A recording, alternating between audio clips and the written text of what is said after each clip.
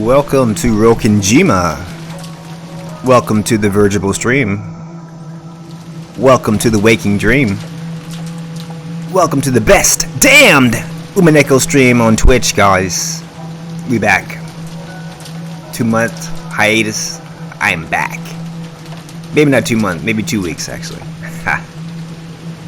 But I'm back. How y'all doing? What's up? We're back in Rokinjima. This is episode 4 of Umineko no Nakokoro ni. You know what time it is here, guys. We're continuing on with the Angie's storyline here. After a long break from Twitch, I be back. And as Natsui says, that's good work. It's all good work, guys. How y'all been? Hope you've been alright. We're in the month of what is it? August now. About to be October. No, it's September, right? It's September, sorry. One of those months, right? It's about to be August, October. An Ock month. My favorite month, October, and it's kind of appropriate. This is a scary quote-unquote game, so all about witches, all about murders, mysteries, deaths, destructions, betrayals, family betrayals. So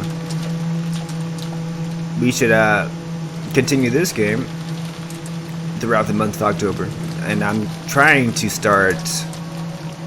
I'm not going to tell you the name of the game, but it's going to be a nice Halloweenish game in October. A little Spooktober game for y'all. If I do decide to do some more regular streams on Twitch, I don't know if I will, but you know how my schedule is here, guys. Has anybody been watching wrestling lately?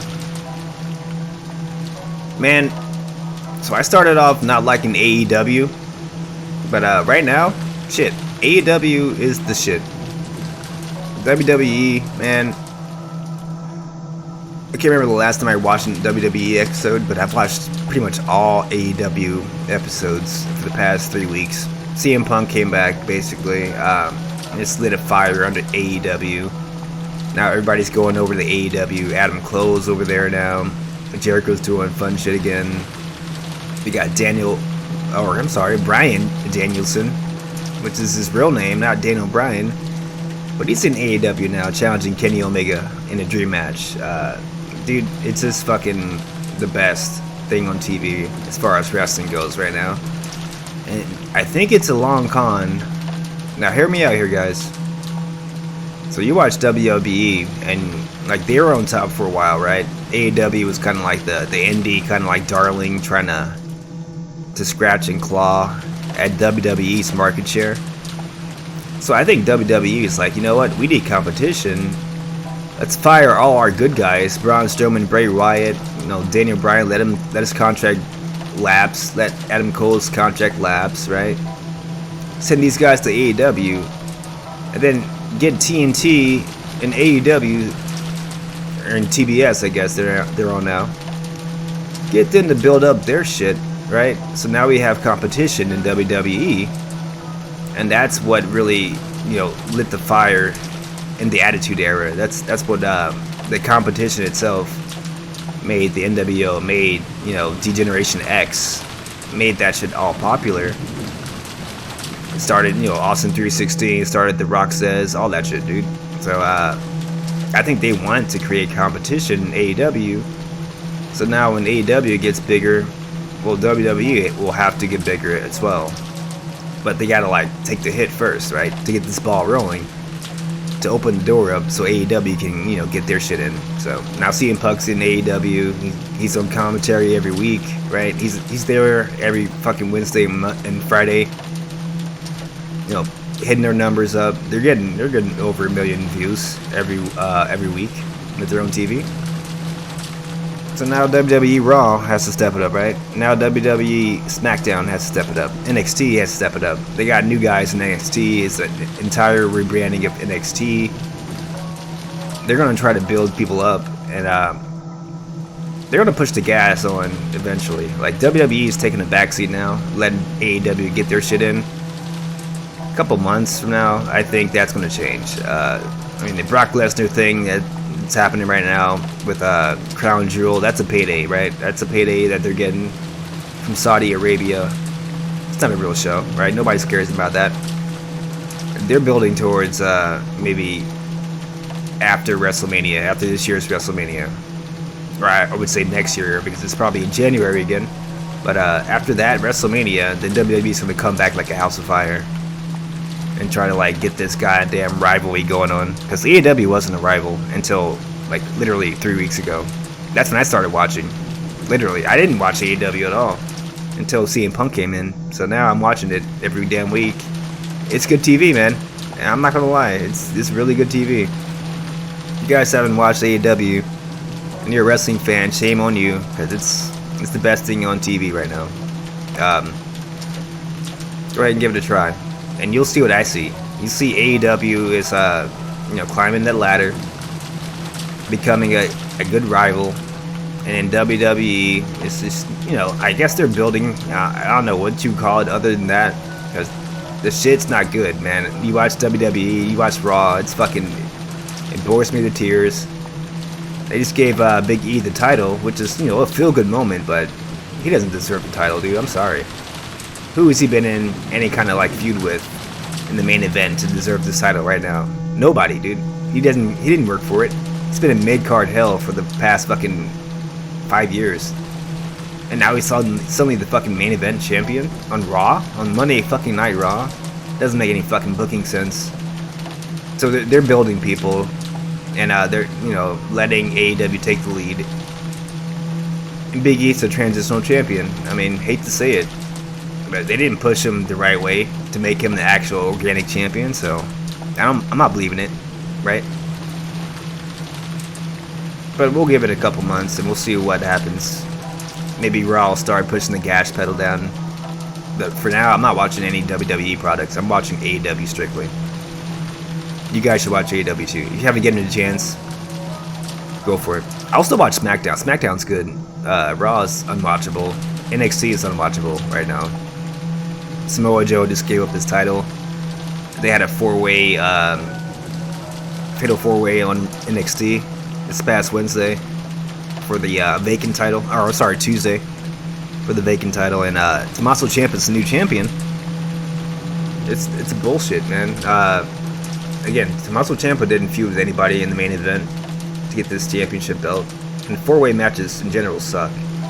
They just put this fucking rookie in the four-way for no good reason. He almost won the title. Like, what the fuck is going on with NXT? So again, they're letting AEW win for a while just so they can build up their competition. I wouldn't watch anything on WWE except for SmackDown, maybe, for the immediate moment, because it's not worth watching. This is my 2 cents on wrestling, guys.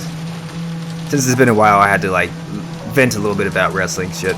But let's go ahead and start this game up here. So Natsuki's saying good work here. What does he mean here? Shannon did something good. We're back to the Rokijima mystery after a long period of Angie being suffered in real life. She's dealing with bullies at school. She's dealing with fucking con men on a boat, literally. She's on a fucking boat with a con man. I mean, he's on her side, ostensibly, but you really can't trust a dude like that. He's a fucking hired hitman, con man, smarmy dude. So she doesn't really trust him as far as she can throw him. And she's trying to reconcile magic. She's, on one hand, in this environment that we're in right now, in Rokijima, she's trying to disprove magic. Trying to disprove the witch. But on the other hand, she wants magic to exist because, well, all of her friends are magical beings, right? She doesn't have any real friends. She has imaginary magical friends. Leviathan, you know, Beelzebub, Satan, Lucifer, and her best friend, whatever her name is, I forget her name. But these are all the 7 stakes, and it's only people that Angie talks to really every day. But if she denies magic, then do they really exist, right? Or is she just crazy? Or both, right? Who knows?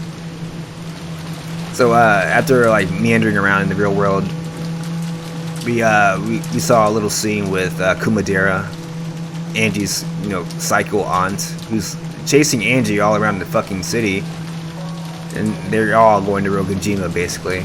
This is 10 years after the fact that everybody dies in Rogunjima, but now we're going back 10 years. We're going to see a scenario that may or may not be true in episode 4. This is the story that the witch is telling us, that Beatrice is telling us. And remember, if Battler's not in the scene on Rokunjima Island, the shit's not really happening the way it's being told. So the witch is telling the story, but if Battler's not seeing anything in the scene, his chess piece not seeing anything in the scene, you can't believe anything that's happening. So just before we get into this thing, remember that. Because what you're going to see, you won't be able to explain. And for good reason. Battler's not there, so is it real? It's not. 今夜は特別な番です。緊張感を欠かさないように。はい、かしこまりました、奥様。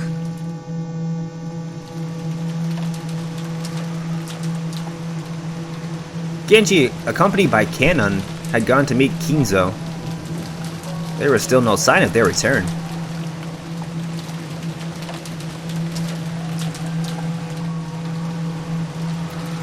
The hands of the clock were creeping past 10. Once sure thought Eva spoke to Kraus. 兄さん。 My brother. もう時間だけれども。 From the same mother. 親族会議、まだ始まらないのかしら。主賓の到着が遅れている。しばらく待ちたまえ。いつまで？悪いけど時間を切ってもらうわよ。お父様がなかなか来ないなんてのを延々と続けて夜明けまで待たされたらたまらないわ。 That's what Kraus has been doing his entire time. For the past 3 episodes. Oh yeah, father is sick, so he's not coming down. He's not seeing no asses. He isn't like you guys. Fuck y'all, I'm the head. So this episode 4 should be different. Because he's claiming that father is actually coming down. So Kinzo should be making an appearance for the first time in this entire game. It's family conference. Let's see. See if he does. 親父殿のお越しになる時間を私が約束などできるものか。何を焦っているのだ。まずはコーヒーでも飲んで落ち着かんかね。兄貴、俺たちは親族会議のために集まってるんだ。茶番じゃない。あと30分は待つ。だがそれでダメなら書斎に押しかけさせてもらうぞ。 Break them dudes down! 押しかけるとは物騒な。当主様への敬いにあまりにも欠ける行為です。そうよね。ごめんなさい。あと30分はおとなしくしてるわ。So nobody believes that Kinzo's coming down at this point. And if they're smart, they wouldn't believe that. And if this is in reality, they shouldn't believe that because he wouldn't be coming down. Because in reality, he is dead. Kinzo is dead. But again, Battler's not here, so you're not necessarily seeing reality at this point. This is what the witch Beatrice is telling us is happening right now. And nobody can confirm this because nobody in the room right now is unbiased. And Battler cannot trust anybody at anybody's word at this point. 30分後にも同じ笑いが浮かべられるか楽しみだわ。親父殿が死んでいると。それを今さら議論する気はないわ。お父様がここにやってくればいいだけの話。兄さんを言いまかす必要なんて何もないもの。後ろ宮家当主は正当なる人間へ正当なる手続きをもって継承される。お前が何の策を浪したところで何も抗えん。もちろん私も。何をわけのわかんないことを。今まで散々自分こそが次期当主だと威張ってきたくせに。お前の言葉をそのまま返す。それを今さら議論する気はない。親父殿がやってきて自らの口でそれを宣言すればいいだけの話。お前を言いまかす必要などどこにもない。だったか。 He's a skeevy little bastard, but I mean, he's right. Two can play at that game, Eva. Krauss casually turned Eva's words back on her. Of course, that peeled on Eva's anger, but it didn't ignite, because in that instant, the sound of a very loud knock rang out. We know that Kinzo doesn't knock, so it's not him. Both Genji and Kanan were usually very reserved when they knocked. They wouldn't hit the door with such a violent strength. It was like a judge's gavel slamming down in a call to order. So everyone fell quiet. Maybe it is Kinzo. Okay, it was Genji. The door opened slightly and Genji showed himself. Then he spoke with a solemn tone different from his usual one. It wasn't the tone he used when carrying out his duties. It was the tone he used when speaking for Kinzo himself. Okay. There you go. So they're portraying that Kinzo is actually coming out here, guys. Again, is this real? Is this scene happening in reality? Don't be fooled. Do not be fooled. So just by hearing Genji speak like that, the siblings were struck with a sudden tension. 皆様、ご着席を。 Sit your asses down right now. My name is Genji. I'm telling y'all to sit your asses down. Those words, the dining hall fell into complete silence. Everyone rushed back to their designated seats. Cause Genji's talking now, bitch. They were like students who had been making a lot of noise just before homeroom, hurriedly returning to their seats. You sit your ass down, Isaac. Whatever that fucking meme is where the dude mispronounces the students' names. What was it? Aaron? Get your ass in your seat, Aaron. When the teacher came, goddammit. Ain't nobody old enough to go to the goddamn club up in here, motherfuckers. It might have even felt humorous. Humorous if y'all asses trying to go to the club with those fake IDs. But there's no way anyone would joke about it. Everyone sat in order. And Shannon, Goda, Kumasawa stood straight in a row by the wall, as the asses should, like servants and furniture should. 栄光ある後ろ宮家の当主にして金色に輝ける六軒島の領主後ろ宮金蔵卿のおなりであります。 Y'all bow your fucking heads right now. I said bow down. Of all the double doors into the dining hall, Genji opened the right door from the inside, and Cannon opened the left door from the outside. Make this motherfucker have a good ass entrance tonight. Let's go.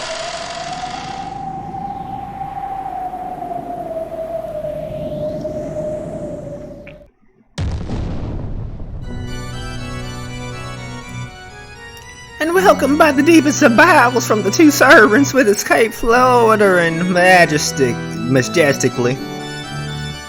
Me, Kenzo, appeared. I told you, bitches, I'll be back, and I'm back. Ha ha ha! My gait had a dignified weight to it, and it was very hard to believe that I had been diagnosed as having not much time left to live. Genji pulled back my seat and motioned for me to sit.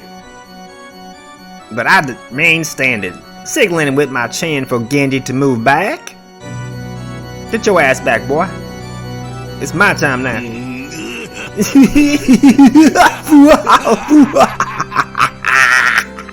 ようこそ諸君、六軒島へ。何を怯えた顔をしておるのか、エヴァ。エヴァ。そんな怯えてるなんて。お父様が大変お元気そうなのでほっとしただけで。おおエヴァ、お前は相変わらず面白いな。クラウスとの賭けに負けて悔しいと素直に言えばよいのに、言えないよな。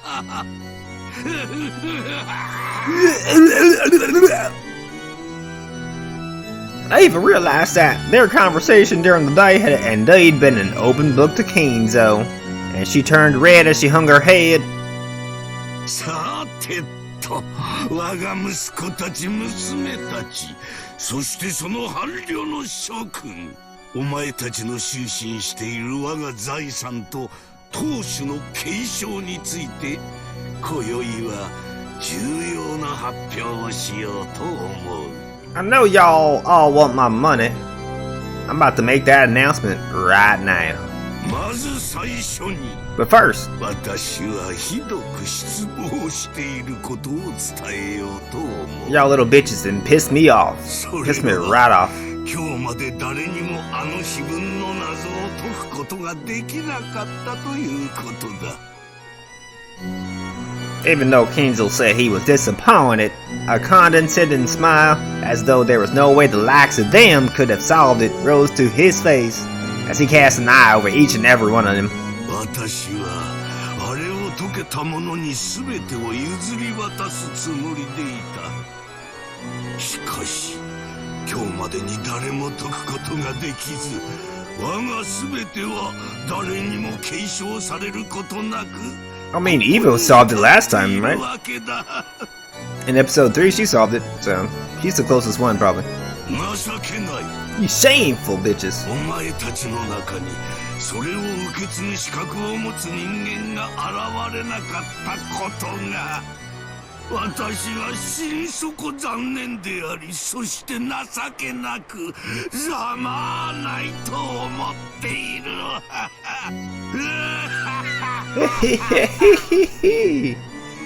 The siblings hung their heads in silence, as they should have. These disappointing bitches. Of course, they would have solved it if they could. They had blown their chance, and none of them could deny that. But even so, it was just so hard a riddle. よって It's like Matt Riddle in a women's locker room on WWE Raw. 私は碑文の謎にて我が継承者を選ぶことを、ここに中止することを宣言する。 Well, he suspended it. Okay. つまりはタイムオーバー。 Time is over. So, basically Beatrice is changing the rules now. Again, Beatrice is telling the story, and now she's saying through Kenzo, through this fake-ass Kenzo, it's not real, right? This is not real. She's saying that, oh, I'm suspending the fucking rules now. So you guys can't solve this goddamn riddle anymore. I'm changing the fucking succession rights, rules, basically. So he's probably gonna name somebody as the successor. He, as in she, Beatrice. Whoever she wants to pick, basically. ゲームオーバーとい Game うわけだ。 over. 残念だったな。 Game お前たちには等しく公平にチャンスがあったはずなのに、それが今ここについえた。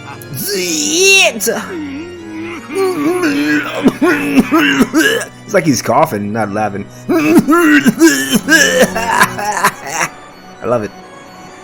It's really sounding like I was making a victory proclamation. Because I was. 当主は長男のクラウスに継承されるのか。 Really? 答えはノーで。 Oh, not Kraus. Not Sauerkraus. Oops. わかっているよな。 Is it Natsuhi? お前には確かに次期当主という肩書きを与えた。だがお前はそれに溺れただけだ。 True. 次期当主というのはどういう意味かわかるか？お父さんの後を継ぐという意味です。違う。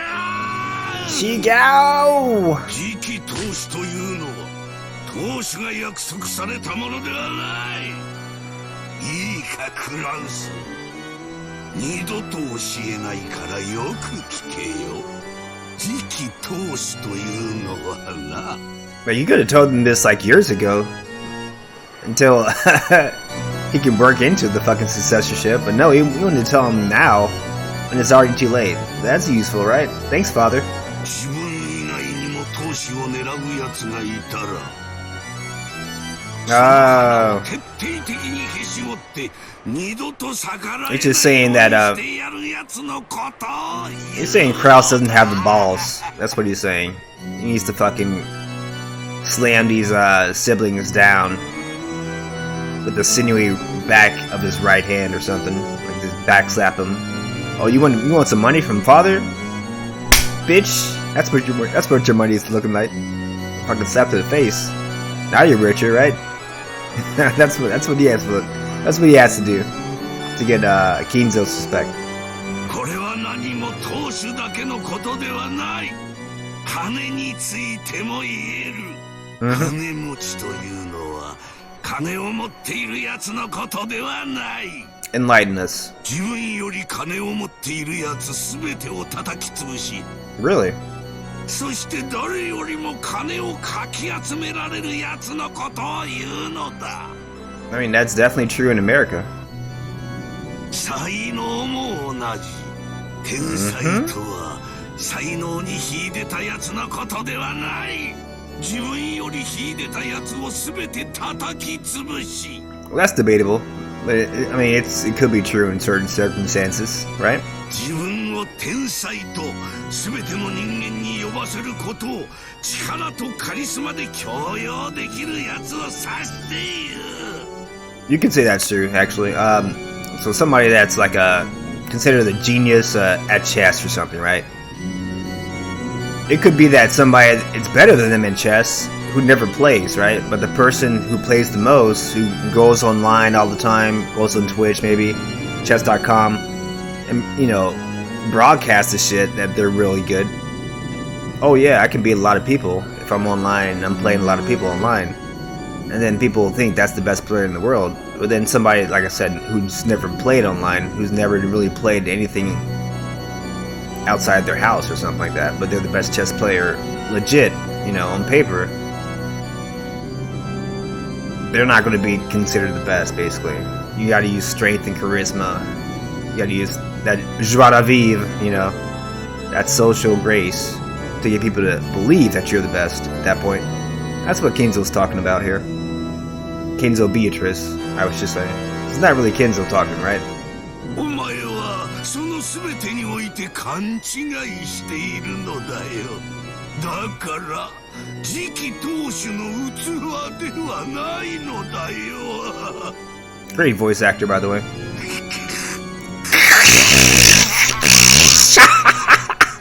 I love that laugh. Oh, somebody clipped that. That was great. I love that shit.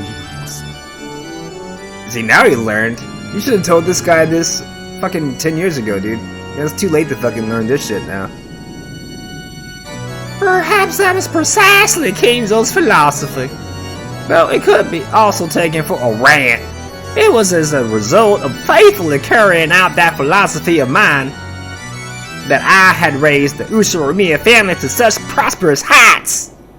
It may be hard to imagine after my immersion in the occult in recent years, but it was that brutal aggressiveness that was Ushirimiya Kinzo's charisma and aura. My aura. 後ろ宮家のすべてを継承する資格などない。ならこれもノーである。No.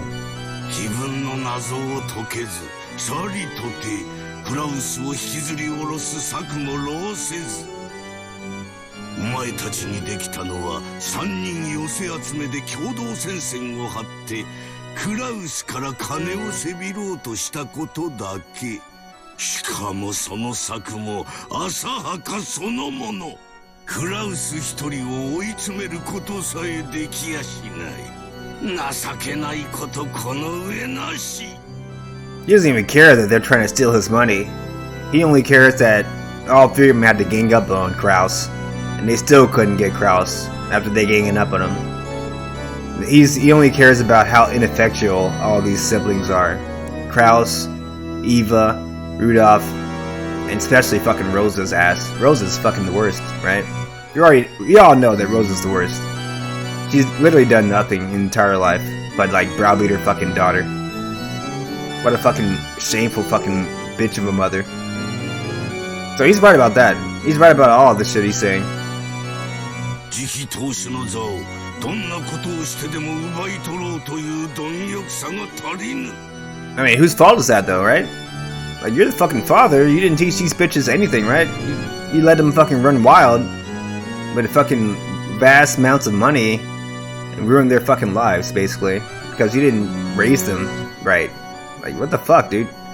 Whose fault is this shit? 欲しいもののためにはいかなる犠牲も払い、どこまでも貪欲となるべし、強欲となるべし。幸運の女神は貪欲なる者にこそ微笑む。 I agree with that. その野生の精神がないお前たち3人に、クラウス同様に継承の資格などありはしない。 Ava and the rest had no words to respond with, and they couldn't figure out what it was that Kinzo was about to say. Was I planning to proclaim that no one would succeed in me? If so, that would work to Ava, Rosa, and Rudolph's advantage.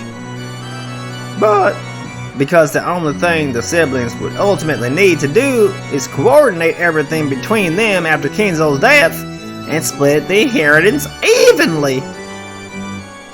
On the contrary, if a specific person's name was raised and proclaimed to be the one to succeed the head, that would surely be more troublesome.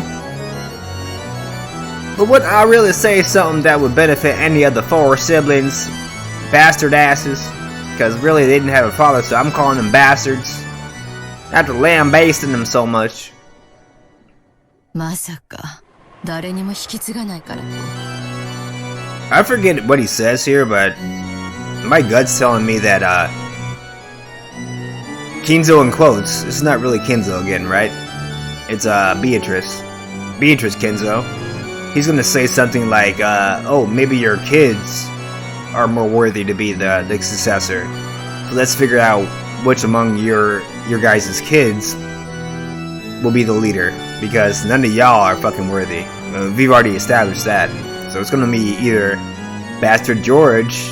It's gonna be I hope it's not Bastard George, right? It's gonna be Battler. It's gonna be Maria, or it's gonna be Jessica. I'm going with Jessica. Out of anybody there, it should be Jessica, I think. Fuck George, right? Even though he's the most qualified, fuck George. 財産をすべて慈善団体にでも寄付するとか言い出すつもりじゃないでしょうね。お父様ならやりかねないという恐怖はあるわ。 Shut the fuck up, Rosa. 頭に血が上ってるだけさ。しばらくは聞き流すしかない。ではお父さん。 Damn, Kraus is fucking dickless right now, right? He's been cut off by the balls, dude. He's got no power. He already said, Kraus, you're not the successor. So it's not him. It's definitely not him. Like, out of everybody in this goddamn room, it's definitely not this guy. He's fucking... I don't even know why he's even stalking right now. He shouldn't be talking. He needs to be fucking, you know, crumpled in the corner in the fetal position. Because he's done, dude. He is done. It's game over. You don't need to know, dog. It's not you. You don't need to know. お前たちに完全に失望した以上、私は誰に引き継ぐ気も失った。よって後宮家はこれで終わる。 Oh, that's what he's saying. Okay, okay. I didn't remember this part. 私の代で終わりだ。 He's cutting itself off. そういうわけには。後宮家などあの震災の時にとっくに滅んでおるわ。 Earthquake he's referring to is the one prior to the family fortune being made. The Ushiromiyas previously were very wealthy before the Second World War. And at the time of the World War II, Ushiromiyas in Japan suffered an earthquake. And Kinzo was part of the Brands family of the Ushiromiyas, so he wasn't like in line for any kind of like inheritance at all. So he was a broke bitch basically during World War II. But after that earthquake, all the mainline family died. So now, you know, Kinzo is the only guy left alive in the entire Uchinomiya family. He inherits the entire Uchinomiya fortune and legacy. But I mean, they're still kind of like broke. They got a lot of debt. So the only way he got out of that debt was making a deal with Beatrice. And she gave him like, you know, 10 tons of gold basically to start his family fortune. And then he used that 10 tons of gold to make all these fucking financial economic deals. And that's how we get to the future, basically. That's how we get to the present, I should say. It's not the future yet.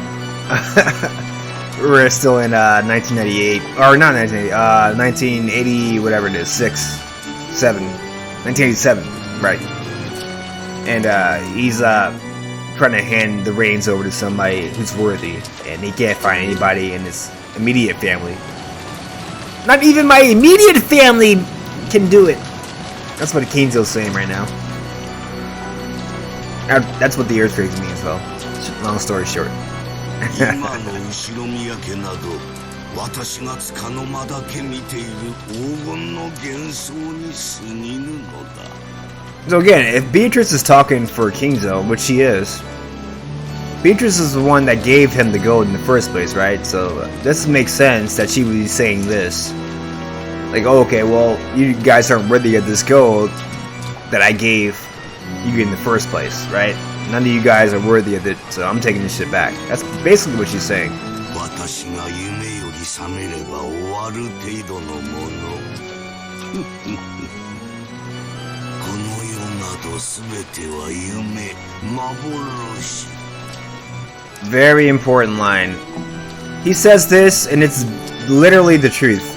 This world is not but a dream, an illusion. This entire scene is a dream. This entire scene is an illusion. This entire scene is not happening. Because Kinzo's already dead. Whatever this scene is saying, it's all a lie from Beatrice's mouth to Battler and Angie's Ushirimiya's ears in the meta world. None of this shit's happening. And again, this is episode 4. This is a fake world, a game board basically that Beatrice is kind of like brought into life with her endless witch powers. So it never was real in the first place.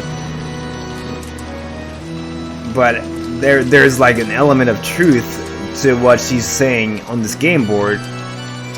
Only if Battler's seeing it. It's hard to explain, but like there's a reality portion and a phony portion to every game board, to every chess board basically. So the episode 4 chessboard, which this is, we're seeing the fucking fake, phony fucking portion of it, because this is what Beatrice is telling us. So everything that Battler sees is the real chessboard. The shit that a detective can actually like, you know, determine clues from. You can actually determine who the killer is from. If Battler's in the scene, he's the guy that's going to be observing shit that you need to like, you know, jot down, because those are the clues that are actually like salient to what's going on. But the shit like this, it's all fucking noise. Like the shit like this is fake, it's phony.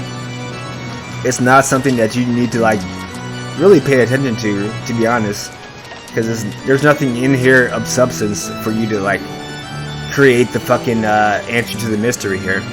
Like, there might be like, clues to Beatrice's, you know, real identity in this scenario, but it's not fucking gonna help you solve who the killer is. It's not gonna tell you anything that's real. It's gonna tell you, like, quick spoiler, it's gonna tell you pretty much Beatrice's ideal scenario. Whoever the real person who's dressing up as Beatrice is, right? They're telling this story as an ideal version of what they want to have happened, but it doesn't necessarily happen at all in reality. Again, if Balor's in the scene, that's really happening though. So this is all a dream, this is all an illusion, and this is the clue that Beatrice gives you. This is the only clue she gives you while she's saying this fucking farce. 死という目覚めの前には白チュームと同じよ。ああ、そうだ。元よりそうだったのだ。私が死ぬ時に全てを失うのがベアトリーチェとの契約。そして呪い。Yes, give a little shout out to Beatrice while she's speaking for Kinzo, right? Might as well.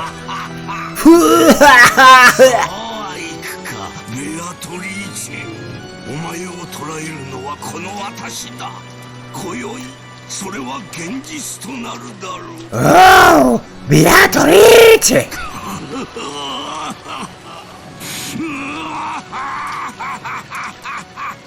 Great voice actor. For a while, Kinzo was overcome with cackling, and his eyes bulged. Whenever he talked about Beatrice, he was always eloquent and filled with the obsession.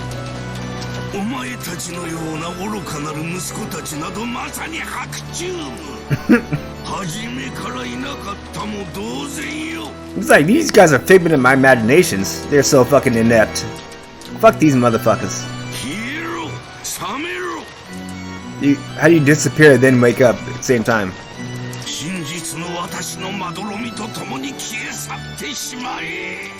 Wow.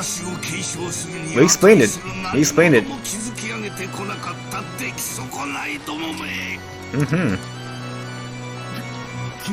Ouch. Right? Nanjo's over here is like, goddamn, son. Goddamn, son. You need to calm the fuck down. You're talking about your children here, dog. Don't fucking curse them to the ends of the earth. Of the earth. If I may, sir. My friend. Nanjo nervously raised his hand, asking to speak. Kinzo permitted it. He's my friend. He's my pride. My partner. He's a badass mother. They don't take no shit from nobody.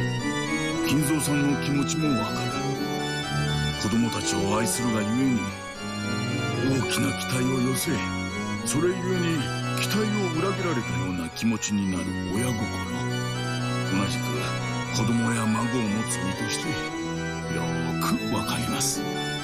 しかし金蔵さんは非凡だ、天才だ。そんな金蔵さんに追いついて当然というんではちょいとひどすぎるんじゃないかね。 Dude, he's saying they couldn't catch up to him. He's saying that they already failed and it's done. That's what he's saying. それでもそんな金蔵さんに追いつこうとクラウスさんもエヴァさんもルドルフさんもローザさんもそしてその伴侶の皆さんも Dude, he's saying it's too late already. 頑張っています。 Their time's fucking up, dude. Game over. That's what he's saying. ほほう、よく頑張ってどの程度の金を稼ぎ上げたというのか。 They build up negative money. 事業にことごとく失敗して借金を抱え Exactly. 未だに私のすねをかじろうという間抜けどこの世のすべては金として結晶しているのだ。それがつかめぬということはこの世をつかんでおらぬということ。魂がこの世をしっかり掴んでおらぬということは生きるに値せぬという。 Well, I don't know about don't deserve to live part, but everything else he said is right. 消えろ。That's a little harsh. That's a little harsh. We're gonna kill all the bums on the street because they chose not to like buy into the fucking capitalization of this fucking country, right? Exactly. That's a little unreasonable.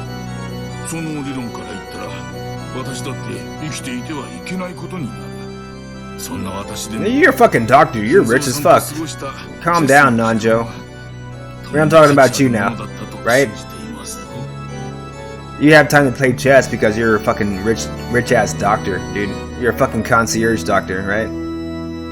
You got fucking time to do shit.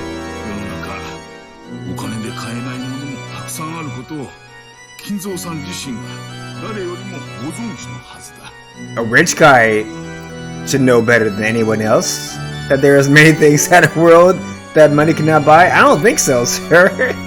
Rich guy does not know that shit at all. I mean, he started off from the bottom. Now he's here, right? So I guess that makes sense, Nanjo. A little bit, not too much. I can see what you're trying to say, though. He's rich, though, motherfucker. He's rich. You don't know that shit. As the siblings motionlessly hung their heads, they cheered Nanjo, my friend, on inside their hearts. None of the siblings could offer their opinion on my rage, but Nanjo, my friend, alone was allowed to. Cause he's my close friend, I told y'all asses, he's my friend. God damn it. Even though I'd raged so furiously, after being admonished by my friend, I nodded several times as though in agreement. Just like this. Tipping, nodding up and down. Up and down. There you go, up and there you go. Hey, it works. My surprisingly docile side might have seemed cute, but there was no one who could laugh.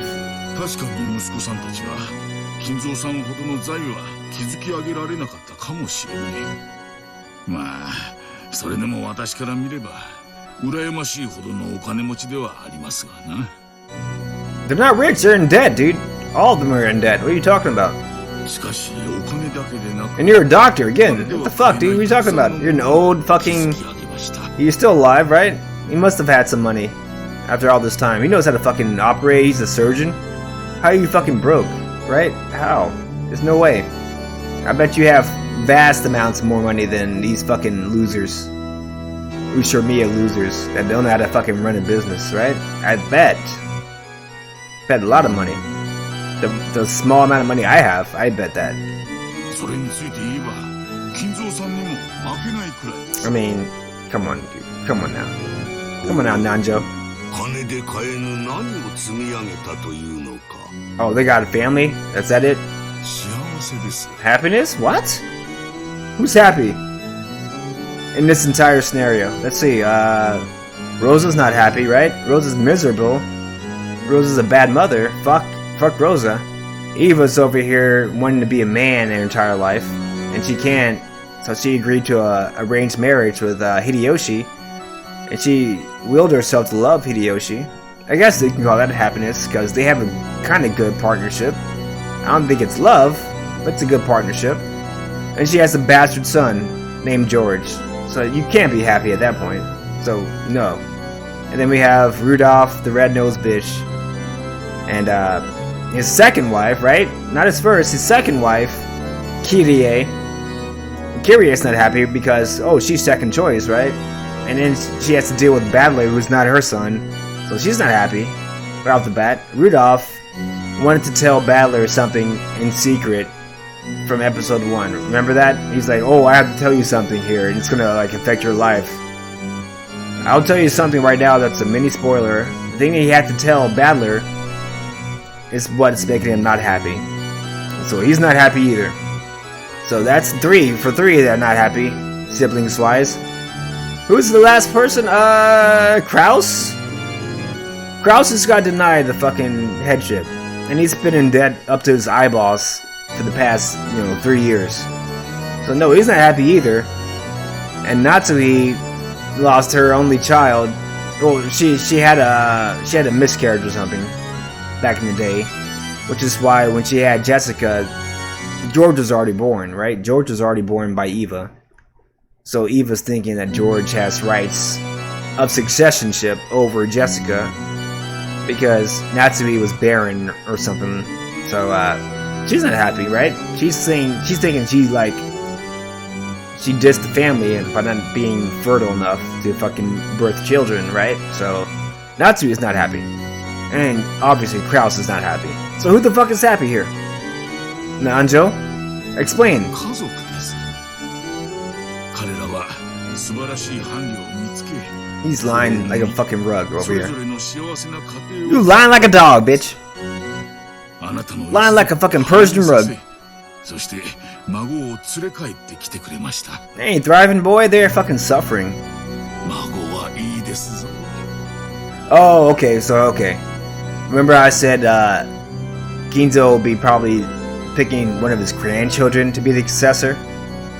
This is probably why. Because Nanjo's gonna like put it in his head. Oh, the grandchildren are good, right? Not the fucking parents, though. 私たち年寄りは私たちには見ることもかなわぬ新しき時代を生きるだろう若き孫にそれは老境の唯一の楽しみではありませんか。思い出しなさい金蔵さん。彼らが初めて孫を連れて帰ってくれた時の喜びを息子さんたちはそして孫たちは金蔵さんの偉業を後の世まで伝え模範としてくれることでしょう。それはお金がいくらあろうと孤独なる身にはなせぬことです。 Good answer. The siblings all nodded in agreement. Certainly, there had been a time when Kinzo looked at his newly born grandchildren with happiness in his eyes. But when he had some sanity still in his heart.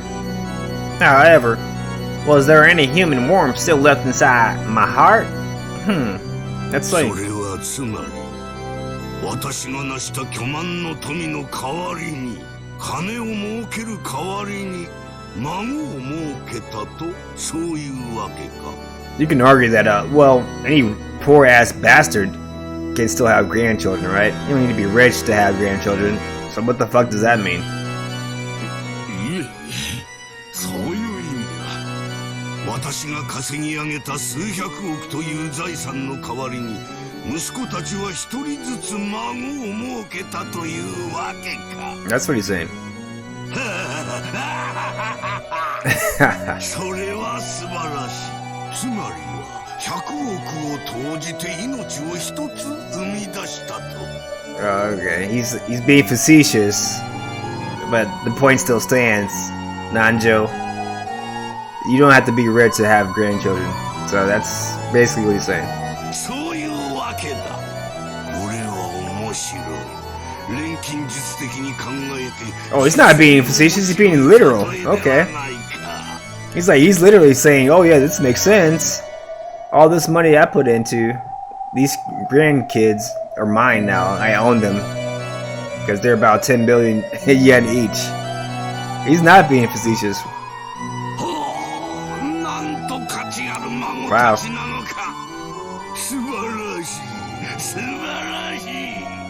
Is he? I don't know. I don't know at this point now. He might be, he might not be. Who knows? I can't read him.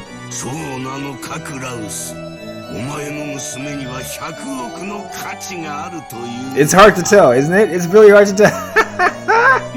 It could go either way. Rouse couldn't answer instantly. It wasn't that he didn't have confidence in his daughter. It was because he didn't have a clue what Kinzo was trying to test with this question. You and me both, Krause. You and me both. I don't know what the fuck he's talking about. When Natsuhe was pressed for an answer, she responded, breaking Krause's silence with an answer of her own interpretation. There you go. That's the only answer you gotta give. Yes.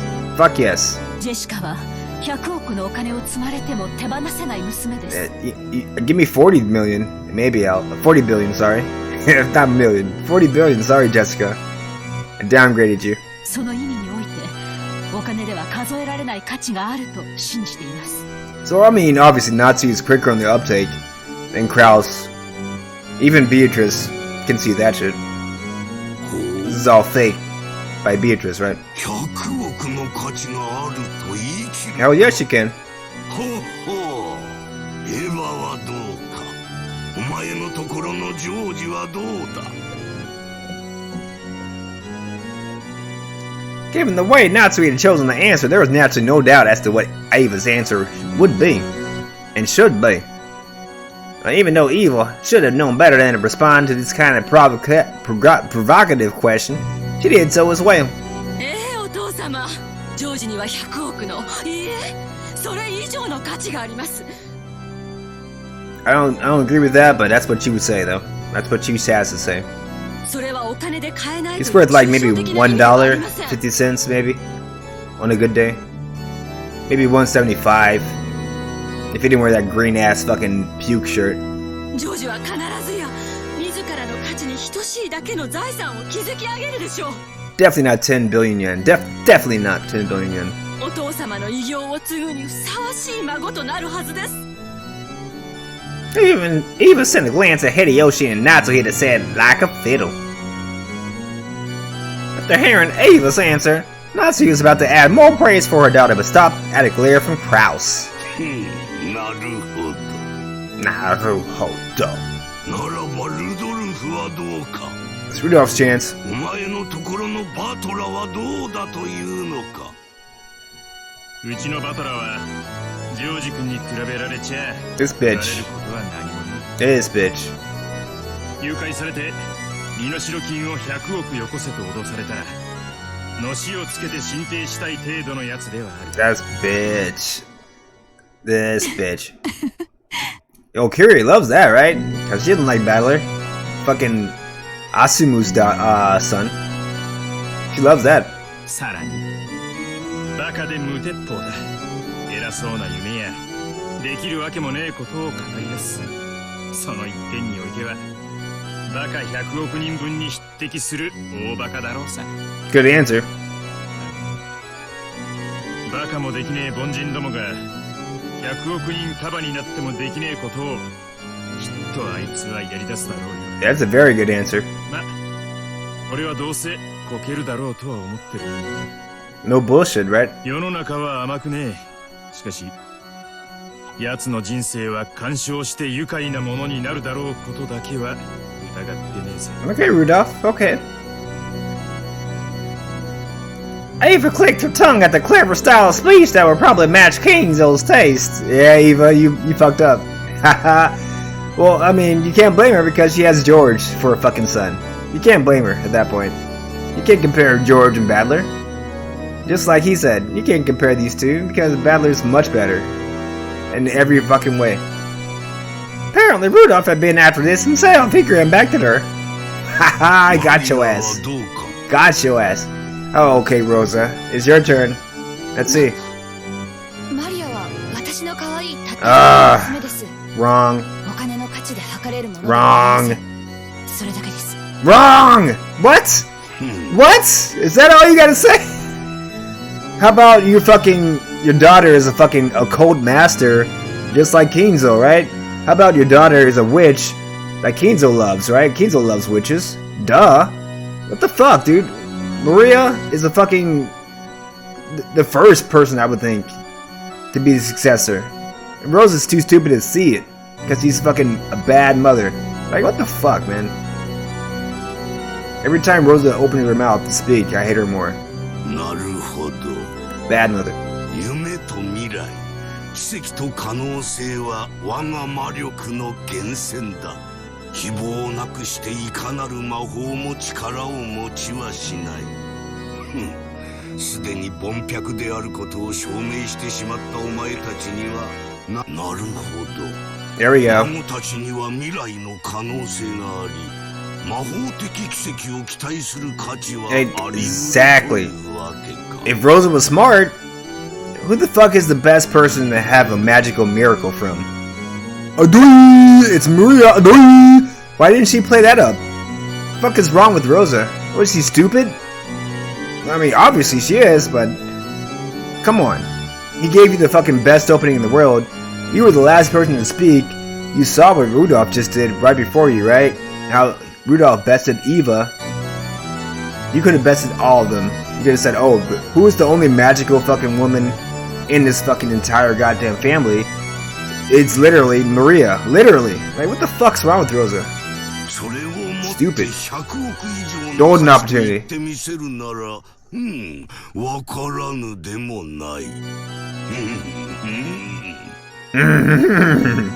When Kenzo got into a rage, he wouldn't let anyone talk back. But even so, while yelling at himself, he would sometimes convince himself of something all of his own accord, and change his own opinion. That's what this felt like to the siblings. And apparently, even though Kenzo had become absolutely fed up with his Shada children and had cast them away as being unfit for the inheritance of his title or his fortune, he wasn't so sure about his grandchildren. At this rate, he might soon say that the inheritance would go to his grandchildren instead of his siblings. And the siblings sat in fear of what their fickle and short-tempered father would suddenly think of next. They carefully watched his every move. I mean, you can kind of explain away Rosa's stupidity because she's scared of her father. I mean, come on now, girl. You had all that fucking gravitas and you're fucking screaming your fucking head off at Maria with the goddamn social worker in the room, right? But you don't have any of that fire when you're fucking in the room with Kenzo, right? What the fuck's wrong with you? You want to like save all that fucking fire for Maria, right? For a fucking 8-year-old kid. Yeah, it's Mother of the Year right there. 考えを少し改めよ。お前たちに我が全てを継承する気は全くない。しかし、孫たちの誰かにその資格があるかどうかを問うのはなかなかに面白いことだ。This is where I thought this episode was going, and it is going this way, so I'm glad to actually have remembered this correctly. Sweet.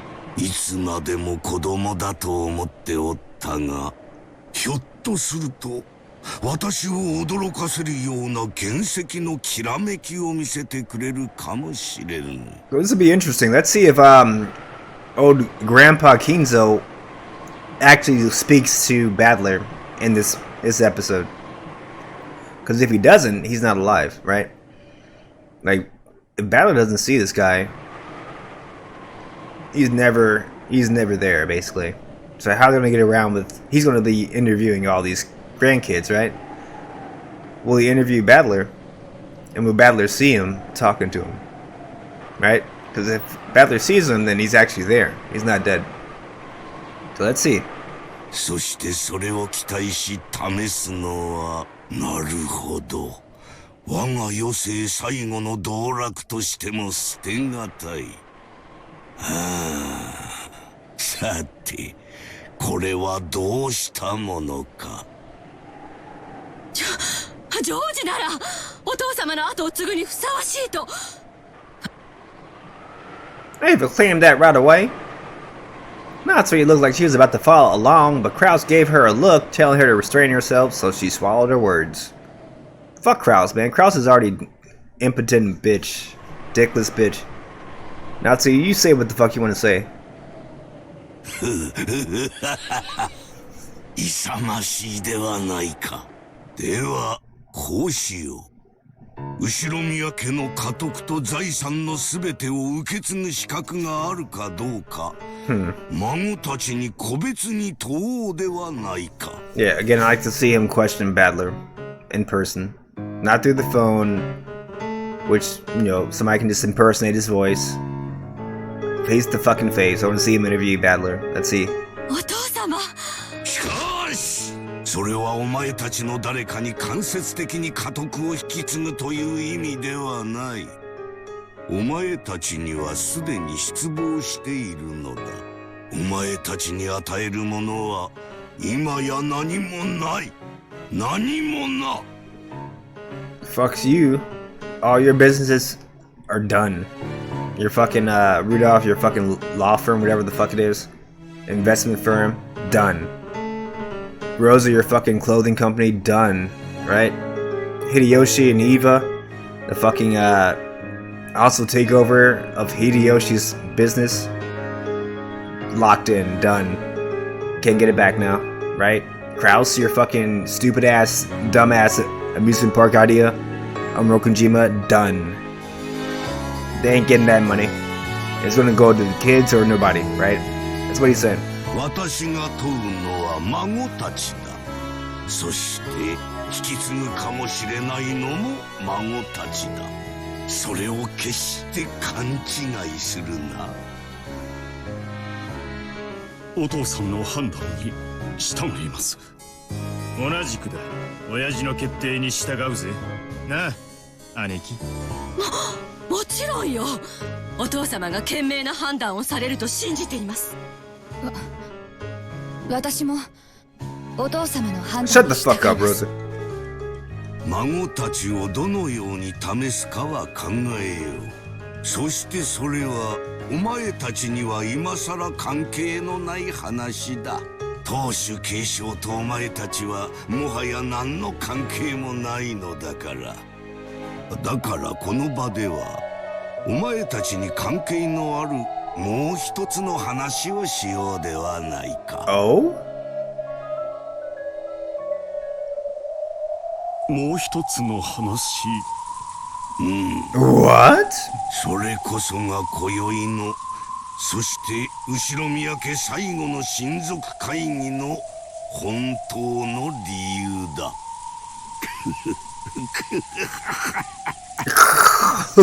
お前たちに求めるのは議論でも意見でもない。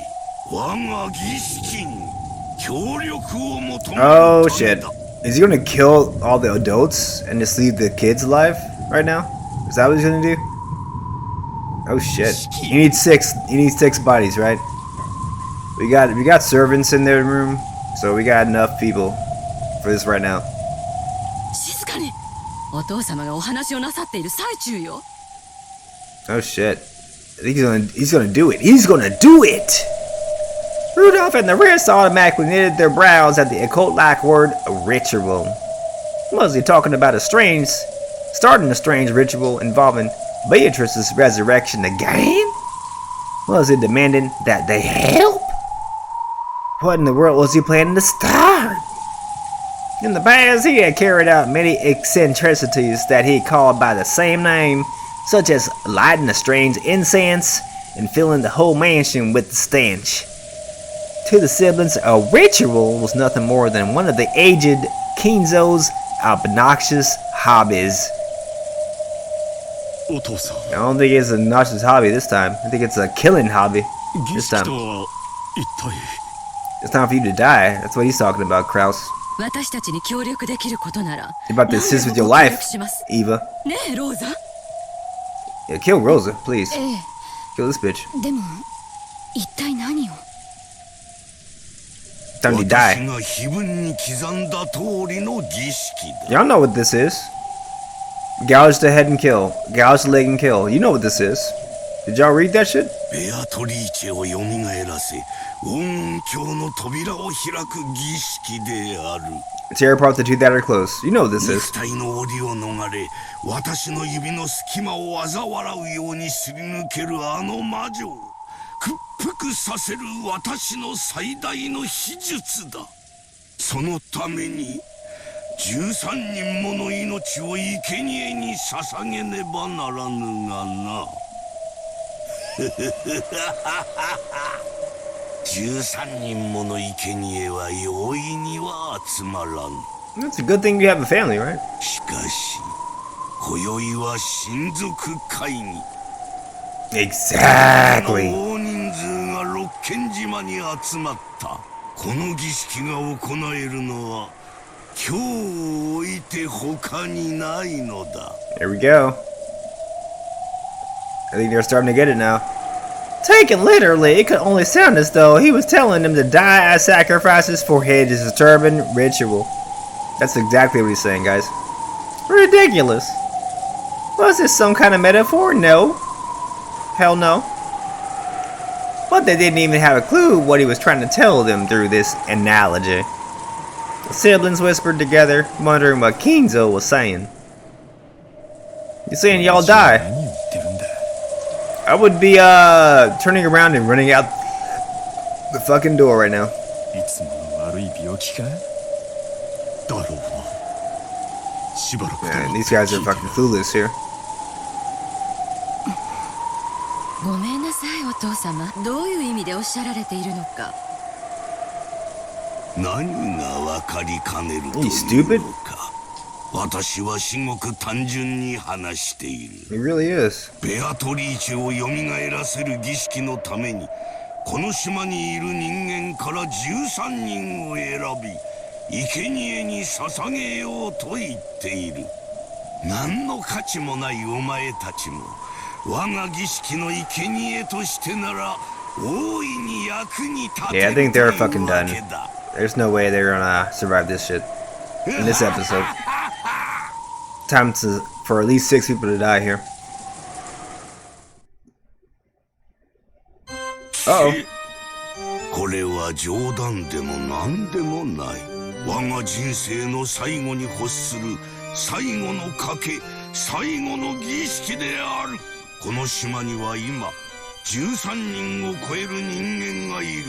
つまりこの膨大な数の生贄を容易に満たせるだけの頭数が存在するというわ。お前たちは我が儀式の生贄。金蔵さん、あんたまさかあの話は本気だったのかね？冗談ではなく。 Unusually for me, my face changed color and I stood up and shouted. It seemed this wasn't the first time I'd heard all this dark talk about 13 sacrifices. すまんな我が友。 My friend! あれは冗談でも何でもない。我が生涯を賭して最後に挑む儀式でありゲームなのだよ。そう、これはゲームだ。お前たちにとって我が財産を得て島を出ることがゴールならば、それを達する方法は2つしかない。13人の生贄から逃れ見事生き残り、今更ながら非分の謎を解いて儀式を止めてみせるか。私を殺しこの儀式を止めてみせるか。 So if I were Rudolph, it's time to fucking pull out the gun, take aim, shoot the motherfucker in the head. この2つ He's しかない。 literally said, I'm gonna sacrifice your ass if you don't kill me. Let's go. Somebody fucking wise up, right? Somebody. By now, it was no longer whispering among those gathered there, but uneasy commotion. Even the siblings had noticed that Kinzo was beginning to act abnormally. お父さん、少しお疲れなのでは？ That's the question they asked, right? 源 Dumbass? 氏さん、 Come on, dude. お父さんは少し酒を。いいえ、親方様はご明晰であらせ。 That's your clue. Pull out the gun.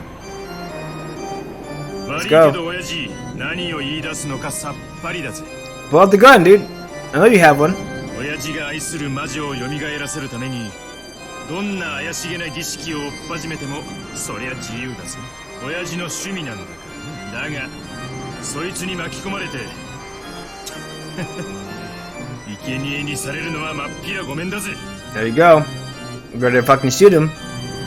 ルドルフ、お父様の話に口を挟む気？何言ってんだ姉貴。こんな物騒な話に。 Yeah, he's like, Rudolph's the only one that would probably shoot this guy. If he had to like, not get sacrificed.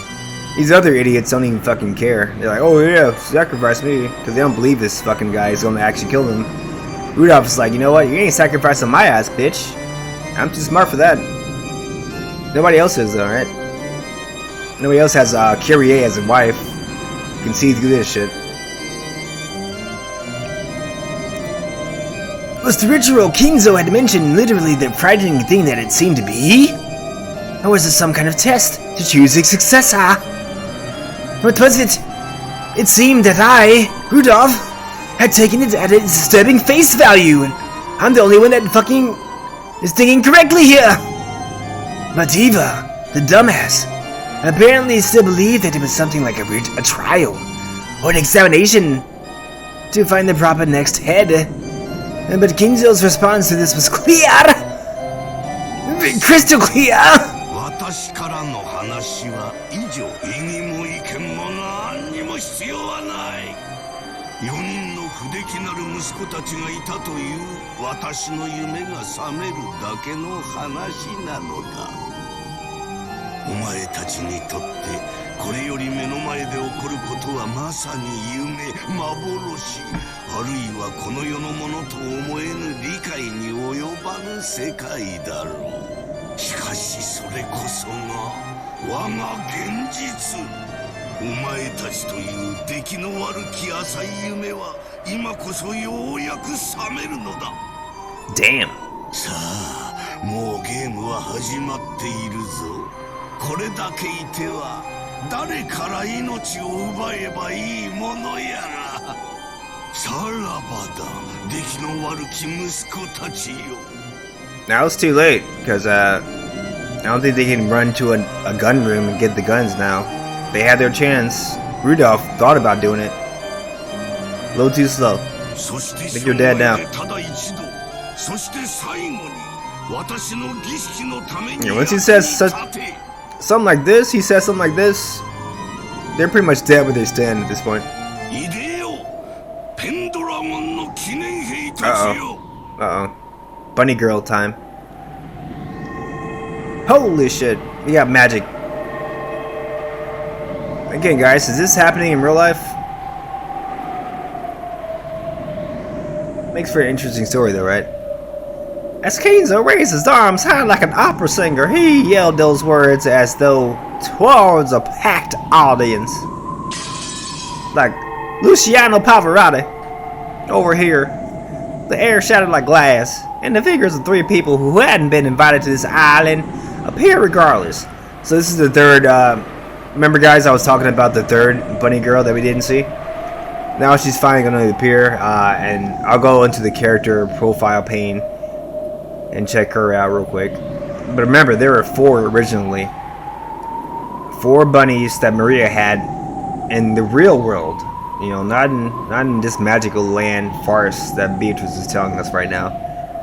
But she had 4 porcelain bunny dolls. And Rosa threw one against the wall and fucking shattered it. Remember that. So there's only 3 now that are still alive. And we only saw the 2 in episode 3 that Beatrice used. Angie Beatrice used. Not Angie Beatrice. Eva Beatrice, I'm sorry. Eva Beatrice used those. But they're really Beatrice's furniture. So now we're going to see 3 that Kenzo's going to summon. Kenzo will summon the 3rd one that we didn't see before. There she is. That's 45.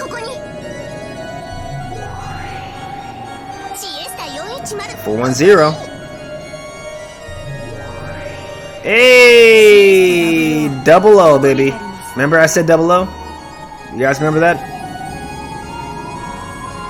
3 girls of bizarre forms suddenly appeared behind Kenzo. Where from? When? Who? Who are they? The humans were thrown off balance and their minds went blank.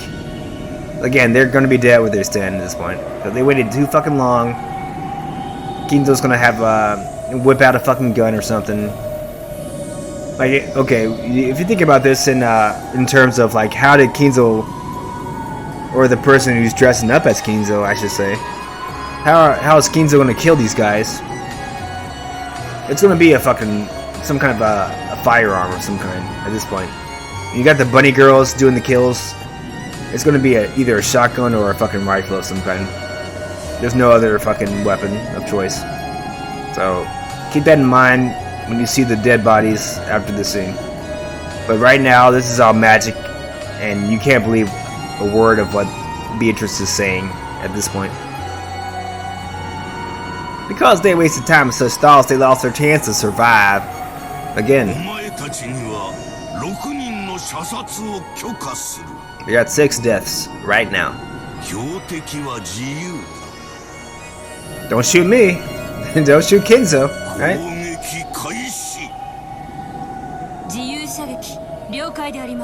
There's 00. Fucking looking badass, right? With the busted ass eye, fucking scarred, fucking bunny ear. Still looking hot, right? 良き標的に感謝。 And she is ostensibly the leader of the three, so タッコ、自由射撃開始。 there you go. She's laying down the smack. 西一番乗りだに Yeah. As 410 scratched the air with her finger, a golden bolt appeared in empty space, and this string was pulled back. Shimmy, shimmy, shimmy, shimmy, shimmy, shimmy, shimmy. The golden arrow that had been ready there was fired off without any hesitation, flew around the room, leaving haphazard gold trails everywhere. And from among those sitting at the table at the family conference, it chose Natsuhe and pulverized the left half of her face. Not Natsuhe. She's probably my favorite one out of everybody there. Maybe Eva, a little bit higher than Natsuhe, but Natsuhe is a close second. So I didn't want her to go. Oh well. Oh, my head. Oh, there we go. Flesh and deep red blood splattered all around, leaving a massive amount of deep red splatter marks on the relatives' faces and the pure white tablecloth. There was silence. Despite the massive number of deep red blotches left on the tablecloth even still, no one could understand why Natsuhi's head was half smashed, or why she was hanging her head as though she had dozed off in her chair. He's fucking dead. And they watched these events in silence. Where you at, Kraus? Bart just died. Where you at, Kraus? Those sitting on the right hand side of Natsuhi were silent for a relatively long time, but those sitting on the left were not. Because the people sitting on that side had been shown how her head had been smashed open like a watermelon or a pomegranate, and could even see inside her. There he is. There's Kraus. まずは一人 Who knows? 夏日か最後まで運のない女だ Damn, son. Okay. 次 WO 射撃。 Double O firing. In the same way, Double O scratched the empty air to ready her bow and fired. Shimmy, shimmy, shimmy, shimmy, shimmy, shimmy, shimmy. Who is it? Just like the golden arrow 410 had released, it flew around and around at a high speed and drawed a convoluted trail. After which, as he looked at Natsuhi and shocked, it smashed half of Rudolph's head in the same way, killing him instantly. Rudolph's done. This time, everybody did not stop thinking altogether. They realized that a terrible murder had been carried out right in front of them, and according to Kinzo's words, and they understood that Kinzo could probably kill again. He said he's going to kill 6 people. Probably. Right? Y'all better start running. There you go. Shrill screams burst out. Even now, they still didn't know what to do. So they could only keep screaming and flapping their wide open mouths like goldfish. Oh man. Better run, best girl.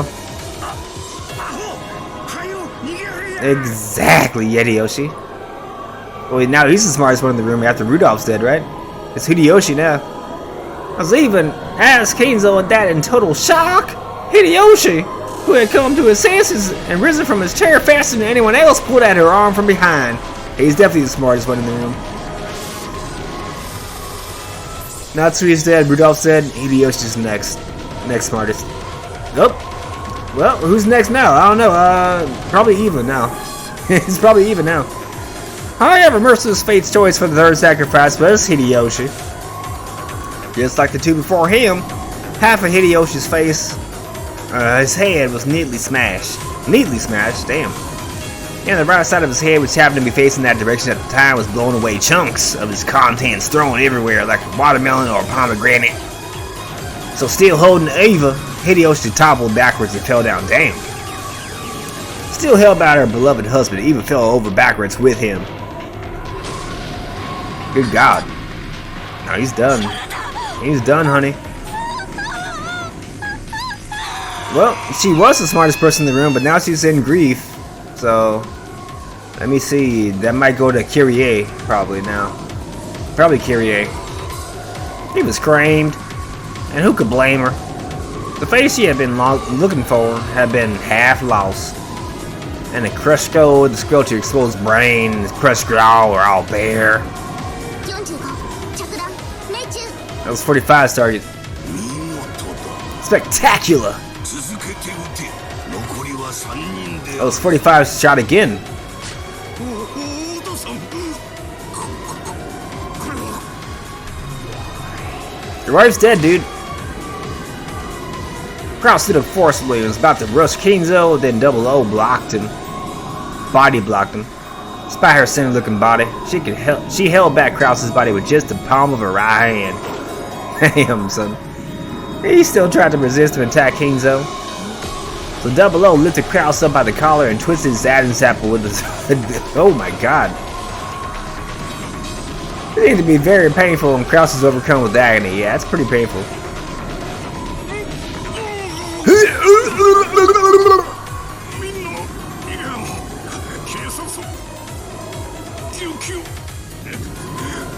What the fuck are the cops gonna do against this shit, dude? Nothing. 皆さん逃げましょう逃げるんだ Not until sharp words finally broke the spell that had been holding them down in those chairs. Let's go to Gumasawa made a mad scramble to escape the dining hall. Oh. 410 teleported to that spot, blocking the way. すったらいに I mean, they probably ain't gonna get killed, right? It's been all the fucking siblings so far. And the siblings' spouses. I think they're safe. We'll see.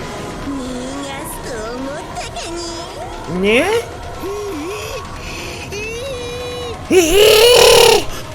お助け Haha. ゴーダさん伏せて Uh-oh. Here's... Okay, I told you. Who's the smartest person in the room right now? Bam. At the sound of Kyrie's sharp voice, Goda, in a state of complete confusion, ducked. And a burst of air rushed above his head. Kyrie taking a big swing with the chair to both 410 down. But 410 still wearing a contemptuous expression, easily caught that widely swung chair with one hand. Cha. おっかない女だに Well, she tried. 旦那の後が Better than anybody else did. そんなに痛い Yes, she does. Shimmy, shimmy, shimmy, shimmy, shimmy, shimmy, shimmy. In the sleeve of the arm that she had used to catch the chair, something like a shining golden snake appeared, coiled itself around the chair, and with a huge crunch, bursted into splinters. It was a fearsome power far stronger than any vice. When Kyrie realized that the being in front of her, which looked like a girl, was actually a being that surpassed human knowledge and which a human could not even begin to oppose, her head was filled with a great alarm bell that welled up from inside her. Yeah, you're fucked. You're pretty much fucked.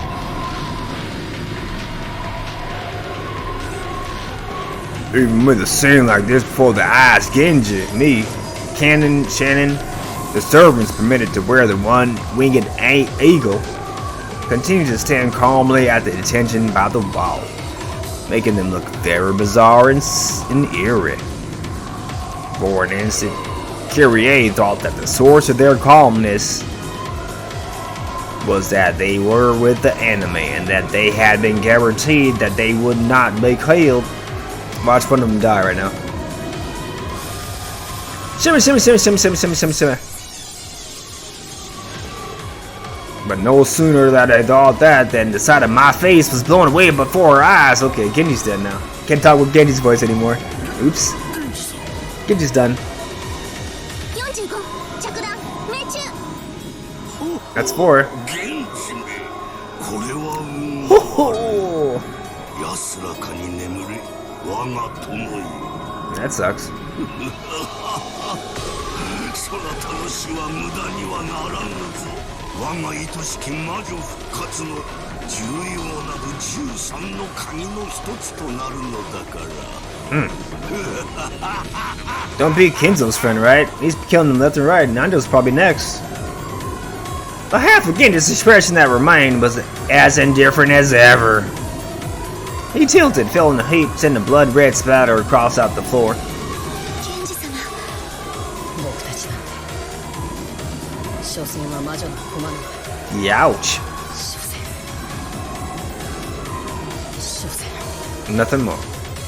From the meek and frustrated, no resigned expressions on Shannon and Canon's face, you couldn't feel any naive expectation that they would be saved.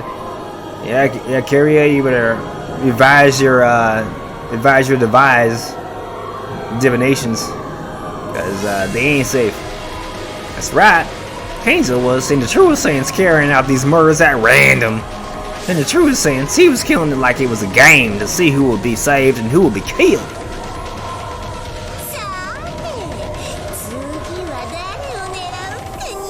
Yeah.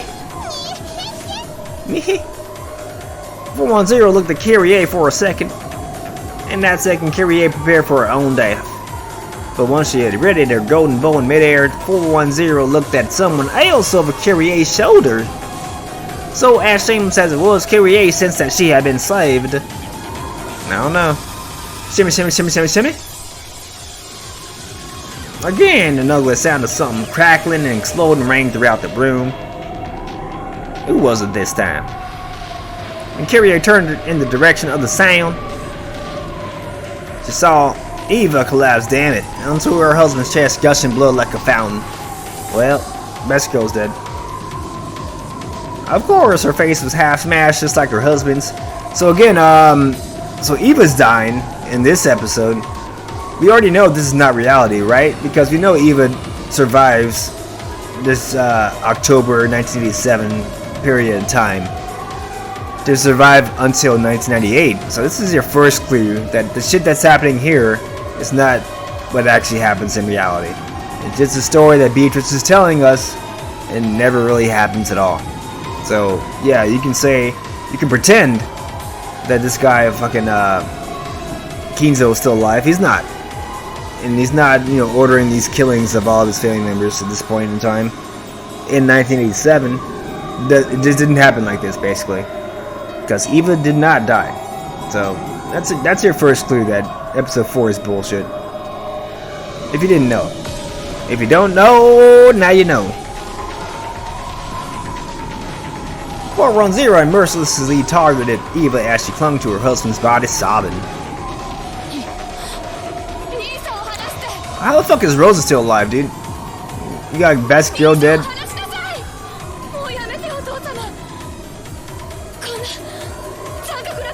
Let go Nissan? Who the fuck?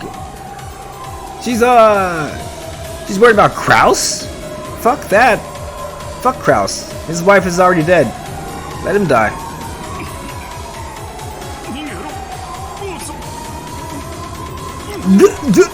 Kill this motherfucker. Kill both these motherfuckers right now, dude.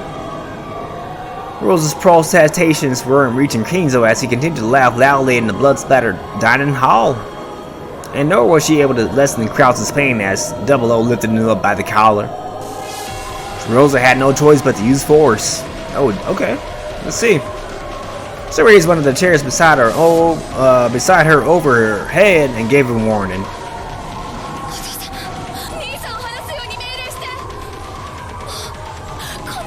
Yo, is she gonna hit Kinzo? Let's see.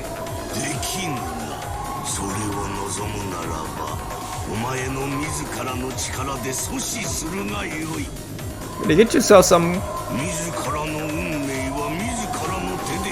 Exactly. You better do something, girl. He's told you guys, you better kill me, or I'm gonna kill you.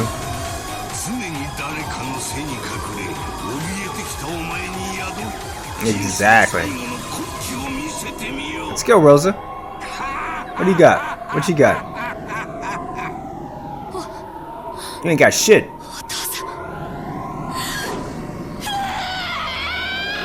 Okay. But she doesn't just beat her fucking daughter, she can beat fucking her father too, right? Let's go. The chair that Rosa had lifted up swung down at the father who had remained in as a symbol of terror for her entire life.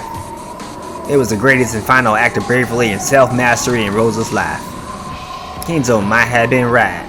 If she had grasped that courage much, much sooner, her life might have been more free, unrestrained by anyone else. Then a loud bursting sound. The sound of Rosa's chair fiercely hitting Kinzo. It was not. Still lifting the chair, she nearly lost half of her head and fell with a thud. There we go.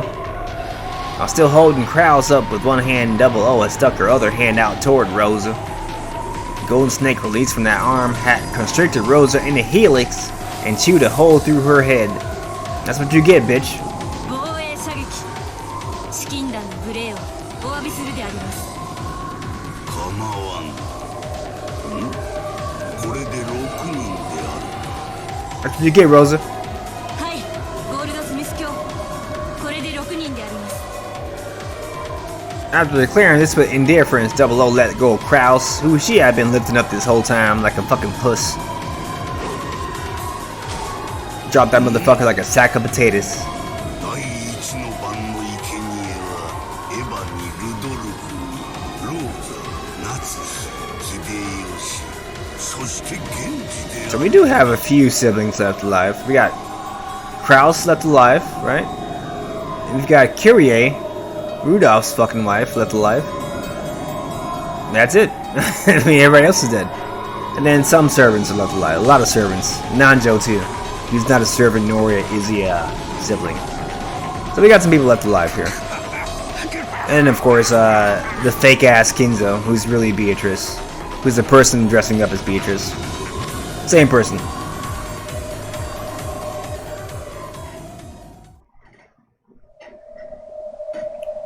Alright, let's take a quick break here, guys. After all that fucking death and destruction. We shall BRB in a sec.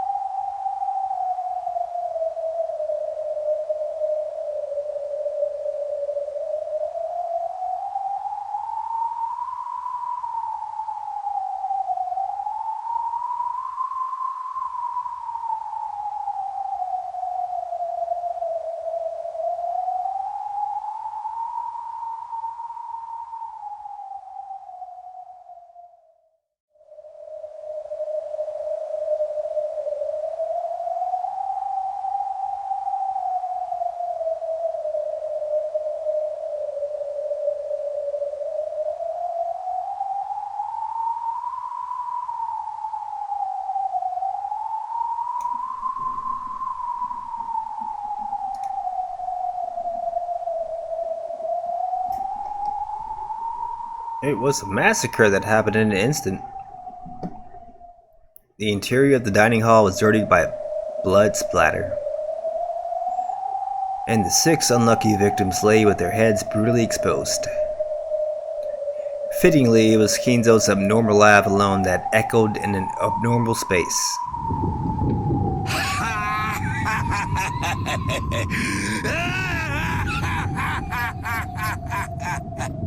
いよいよに幕を開けたぞ。ベアトリーチェを蘇らせる儀式の始まりだ。運よく第一の番を逃れた者たちに我が友人たちを紹介しようではないか。いでよ、我が友よ、ロノウェ。Ronove Romieru-san! When Kinzo called Ronove's name, the demon butler appeared out of thin air, bowing deeply and respectfully. 皆様方、はじめまして。そしてご無沙汰の皆様におかれましてはごきげんよう。これはまた派手に散らかされましたよって。よいわ。我が白昼夢のごとき日々を覚ますにはこの程度の刺激が必要だ。紹介しよう。我が友人であり頼れる執事であり72柱の大悪魔であるロノウェだ。以後お見知りおき。 Just who was he aiming that introduction at? Kraus and Natsuhi, but still down to their backsides in Anjo and Gota and Kumasawa. Could only look up and talk at this middle-aged gentleman who they'd never met before. My name is Romieru-san! Only Shannon and Gannon seem to recognize him, and they bow deeply. 現時には挨拶が叶いませんでしたか。せめて苦痛なく役目を終え。 That sucks, yeah, he replaces Genji, I guess. 頭部直撃弾にて即死でした。苦痛を味わう暇もありません。そうですか。結構です。続けて友を紹介しよう。いでよ、我が友ワルギリア。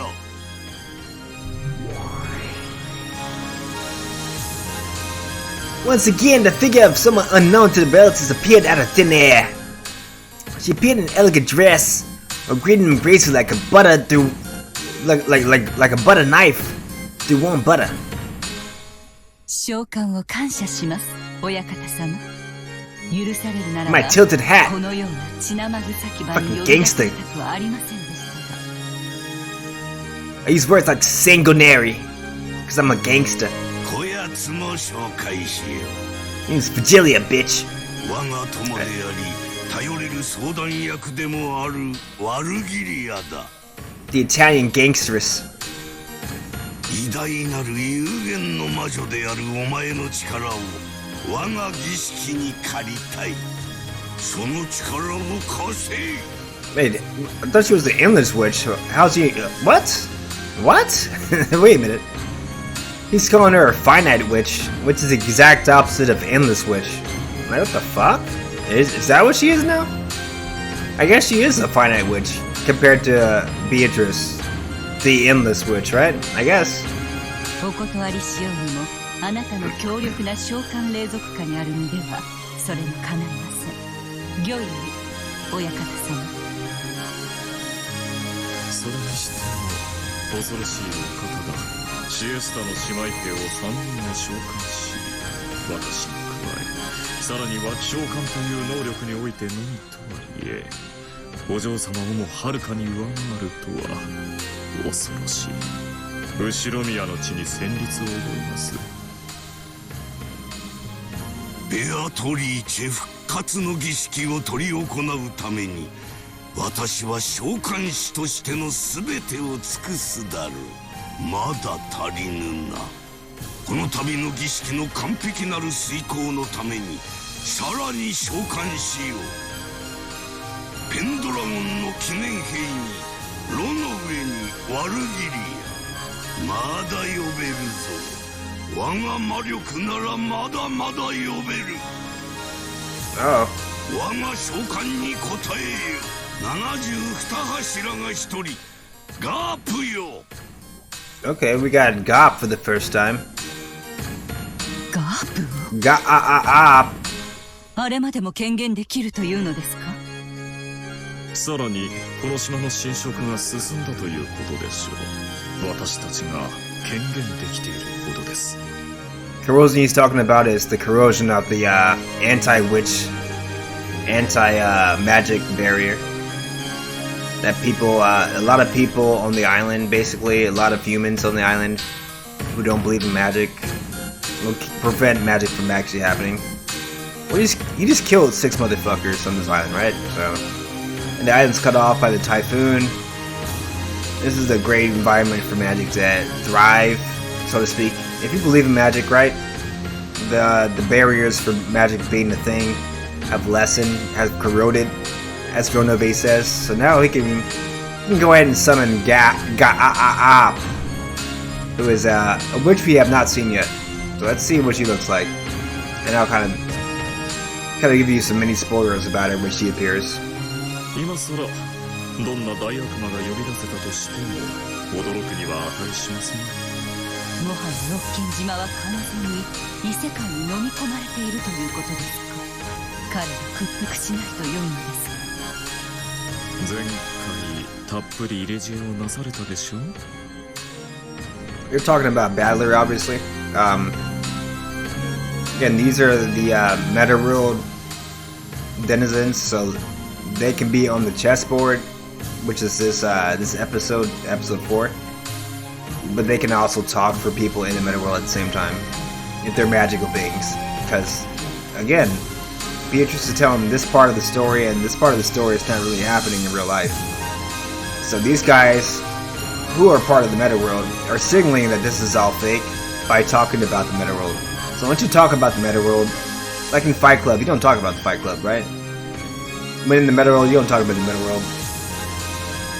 Unless you're all phony, so... This is not a scene that's happening in real life. This is these guys talking behind the scenes while Beatrice is spinning some fucking yarn of fucking falseness. And this is something that Battler should realize, but he's probably too stupid to realize this. But yeah, she gave him a lot of clues in episode 3. And she kind of betrayed him at the end of episode 3. So he probably is not listening to her clues. Even though those were legit clues that she gave him. And Villeneuve, you know, Villeneuve was on the side for a lot of episode 3 too. But he's probably not listening to them. He's probably relying a little too much on Angie, and Angie's already compromised. Angie made a deal with Lambda Delta to, you know, on the surface help Battler solve this fucking mystery, but not help him completely solve it, because the more that she can trap Burnt to Still in this chessboard, the better it is for everybody. Because once Battler solves this shit and, you know, wins the game, Angie dies. Angie, she doesn't even exist at this point. Angie doesn't exist. Battler doesn't exist. You know, Battler's already dead compared to Angie's life, right? Angie's in 1998. Battler's dead at this point. You know, Oliver's family's dead. So once Battler solves this shit in this Metaworld, the Metaworld disappears. Angie, as she exists in the Metaworld, disappears. All of her family disappears in the Metaworld. She's back to her, you know, miserable fucking life. And it's not going to be even her, because the real her is in the real world. And this is just a Metaworld her in this fucking, you know, fake life. So, does she want to, like, give up her being around her brother for eternity, or does she want to, like, you know, help him solve this shit as soon as possible? I think the former is better than the latter. If I'm Angie, right? You want to keep this shit going forever. So that's where her head's at. So that's why Battler's not going to really, like, get too much help from anybody here. He doesn't trust these two, and Angie's not to be trusted, basically. この程度では今更屈服しますまい。おそらくですがね。さて、私たちはこの舞台を楽しもうではありませんか。今回の主人公はどうやら親方様のようだ。お嬢様とは一味違った脚本に期待しましょう。A different flavor.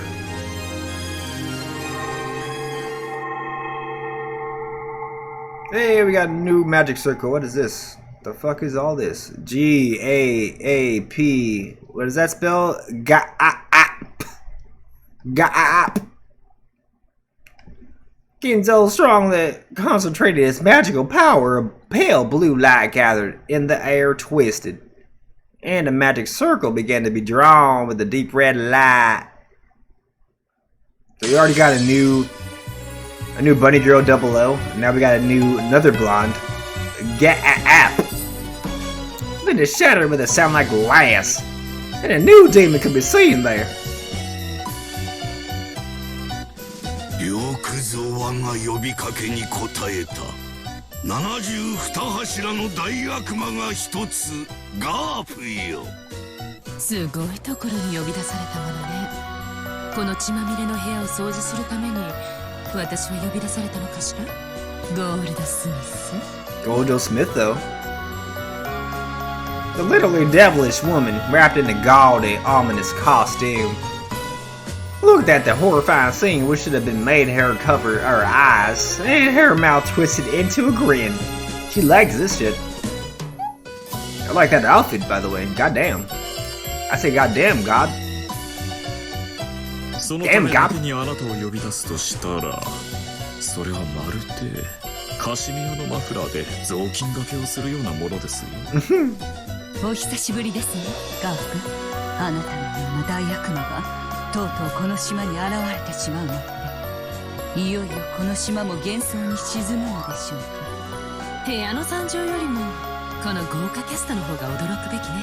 Nice. シエスタ姉妹が3人もいて、大悪魔ロの上に大魔女マルギリアに私まで。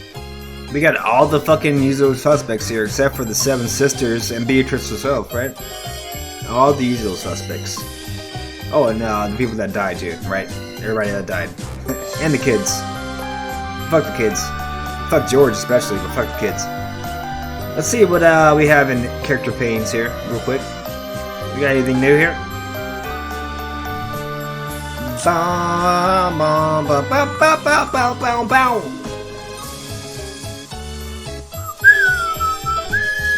Oh, Sakataro's still dead, right? Lady Maria's pure white heart from torn asunder. His broken vessel could only be generated by Rosa, who's dead now, the Meister who made him. However, Rosa disposed of all the vessel's scraps and even lost the sewing pattern. On top of this, because his existence was denied by the Meister herself, resurrecting him is impossible. With the Meister's death in 1986, his resurrection was lost forever and ever. Resurrecting him is impossible, even for the Endless Witch, Beatrice. So Rose is also dead in this scenario, so yeah. Again, this guy's not dead. This guy's not alive ever again. Alright, let's go down the list here. We got the new bunny girl. 00. Siesta 00, a weapon of the Sisters' Cavalry, which serves Pendragon. 00 has the position of their calm and composed leader. However, that is merely the role that was sought of her. Her true self is far more of a weakling. Wait a minute, what? Okay. I don't know what that means.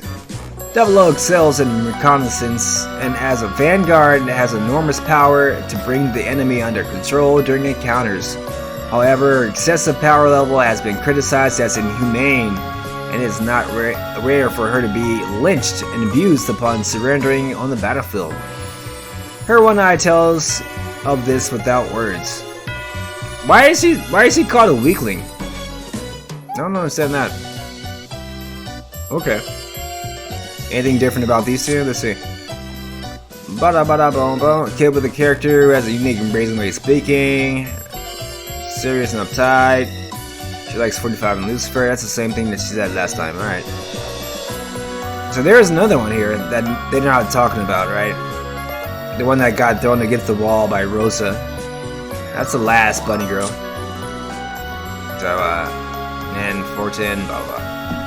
I thought they named her, but apparently they don't. So I'm not gonna give you the name. I know which number it is, but I won't be giving you that name, guys. Not yet.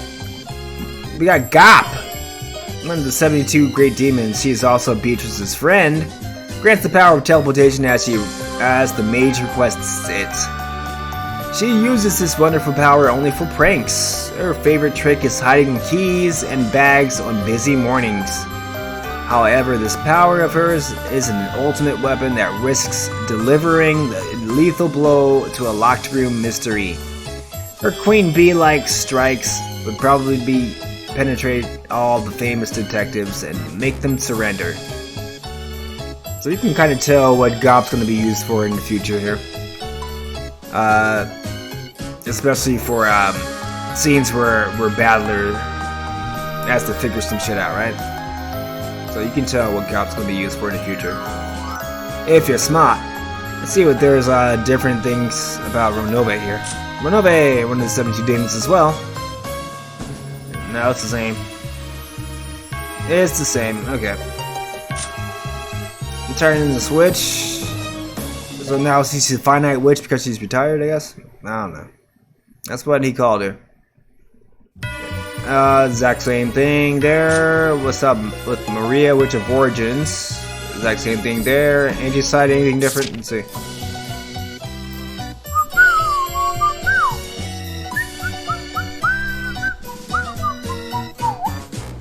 Nope.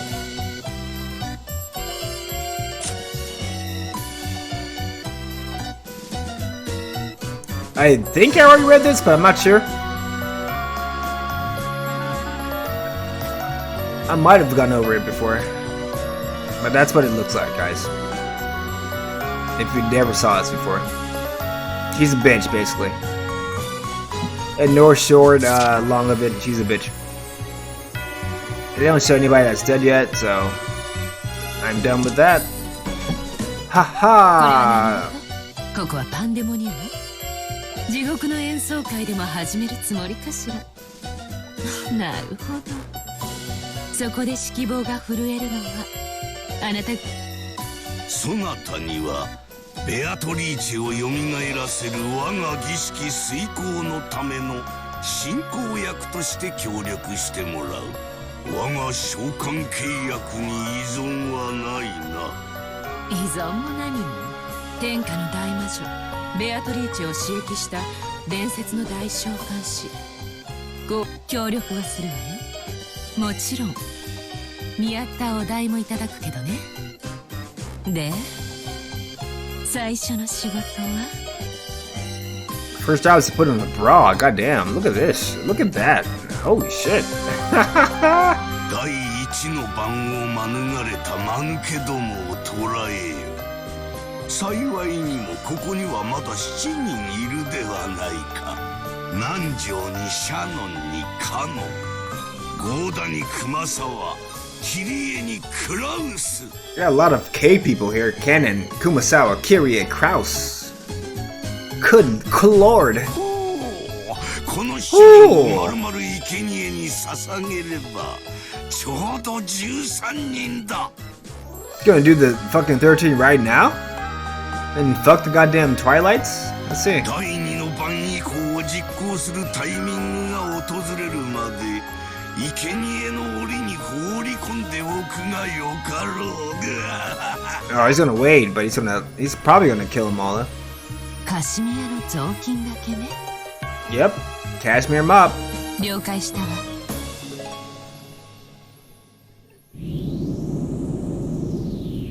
Let me see. I kind of want to do Gop.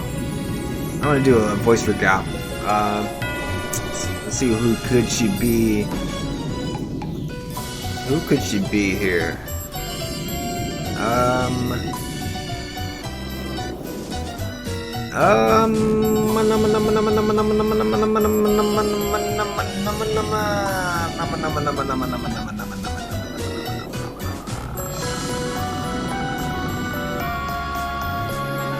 For now, I'll give her the same voice as Beatrice, and there'll be a reason for that you guys don't know yet. But she'll be the same voice as Beatrice. And they both have blonde hair, blue eyes. I mean, they're kind of the same person a little bit, just a little bit. As far as like attributes go, magical girls, right? Probably similar powers, right? So we'll do that for now. But there is a storyline reason for me doing that too. So just because the looks were the same. As Gap shrugged her shoulders, she looked at Kraus, who was still down on his butt. She glared. Then she snapped her fingers, and Kraus was followed up by the floor as though a round pitfall had opened up there.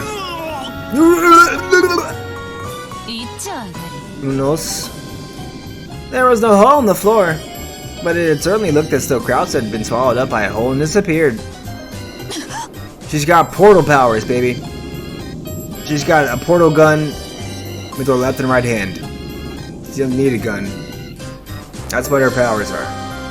Searching for her next prey, Gap's gaze crossed Kyrie's gaze.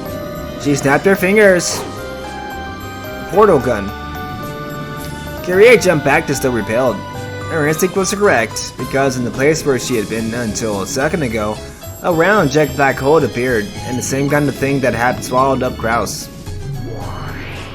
However, before she could catch her balance, another pitfall appeared and swallowed her up. I got a blue one and an orange one, baby. You can't escape that. Even Kyrie had no way of eluding Gap's capture.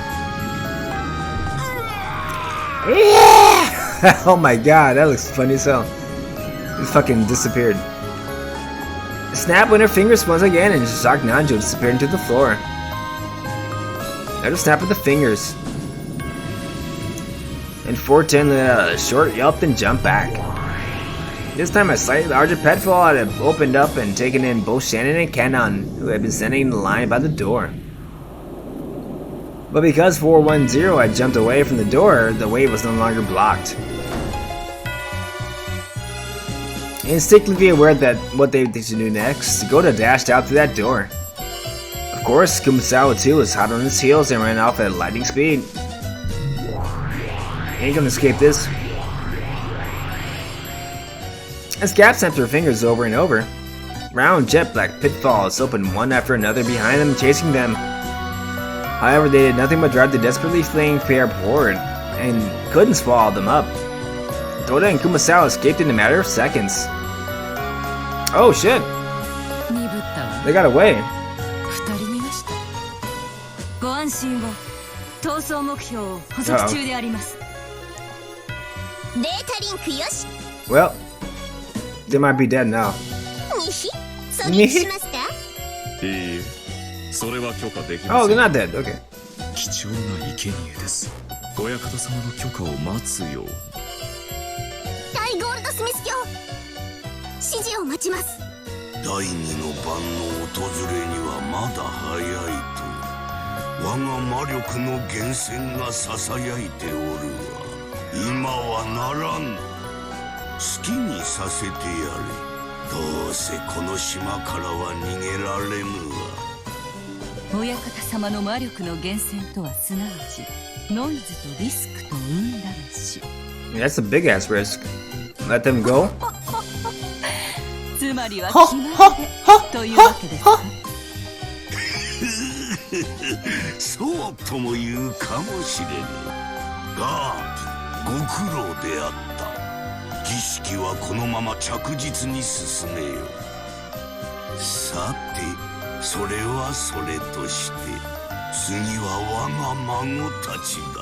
It's test time. 次期当主たる資格があるかどうかを試す。Man, it's fucking what? Not winter vacation yet because it's not December. It's October. They get a fucking Thanksgiving break, right?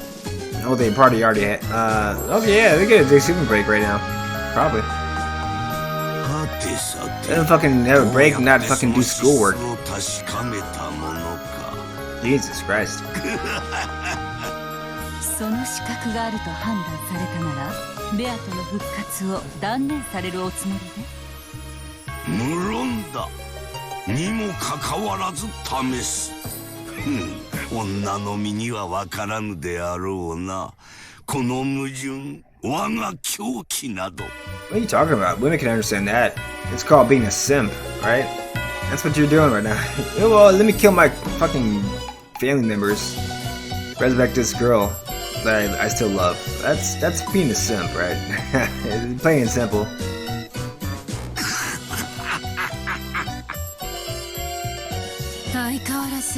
男ってどこか変ね。 Exact. Well, certain men, right? リスクを遊ぶという概念わかりかねるわ。おやおや、あなたはそういうのが大好きかと思っておりましたがもちろんよ、男に危険なリスクと一緒に恋をささやかれたらキュンキュンしちゃうわ。 Okay.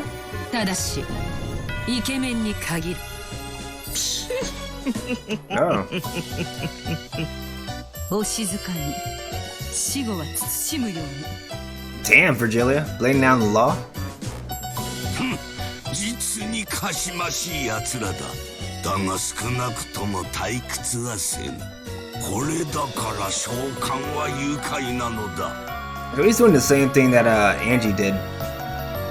Create imaginary friends to play with. But a difference between him and Angie is his imaginary friends can actually kill people. So apparently he's willing to kill, where Angie was not willing to kill. That's the only difference between the two. そなたらには我が儀式のノイズとリスクの天秤の片側を担ってもらうぞ。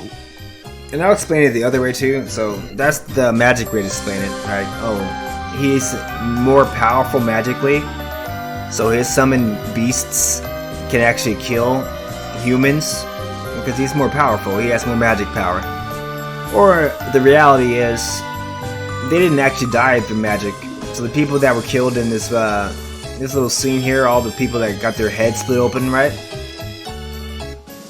They were actually shot. They weren't fucking magically killed, right? So somebody literally took a fucking shotgun and blasted their fucking faces off.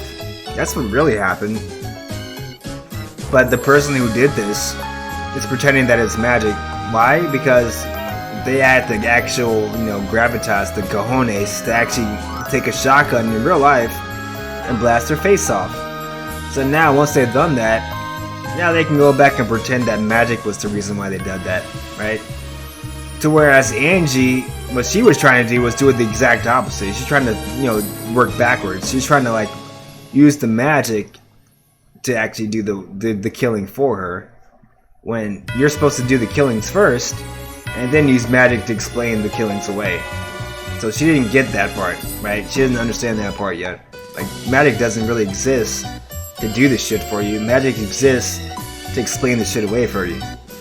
You still have to be willing to kill people yourself, and that's what fucking Mammon was telling her in the fucking this scenario. I guess it was a couple days ago. Check out my VODs if you haven't. I went over that at the time. So Mammon basically said, oh, if you're not willing to get your hands dirty, I can't do shit for you because we can't kill people. You have to kill them yourself. We'll just, you know, obfuscate the kills for you after the fact, but we ain't gonna kill nobody using actual magic in real life that does not exist, because you gotta be crazy to think magic actually exists, stupid bitch. That's what she basically said, man, to Angie. But Angie couldn't realize that her imaginary friends weren't gonna kill people in real life.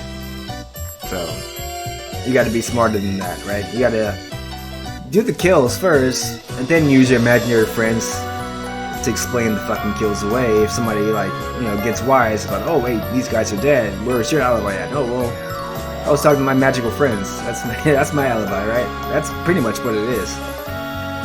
So this version of Kinzo, that's not really there, has used magic to explain the people that just died, the 6 people that just died in this family.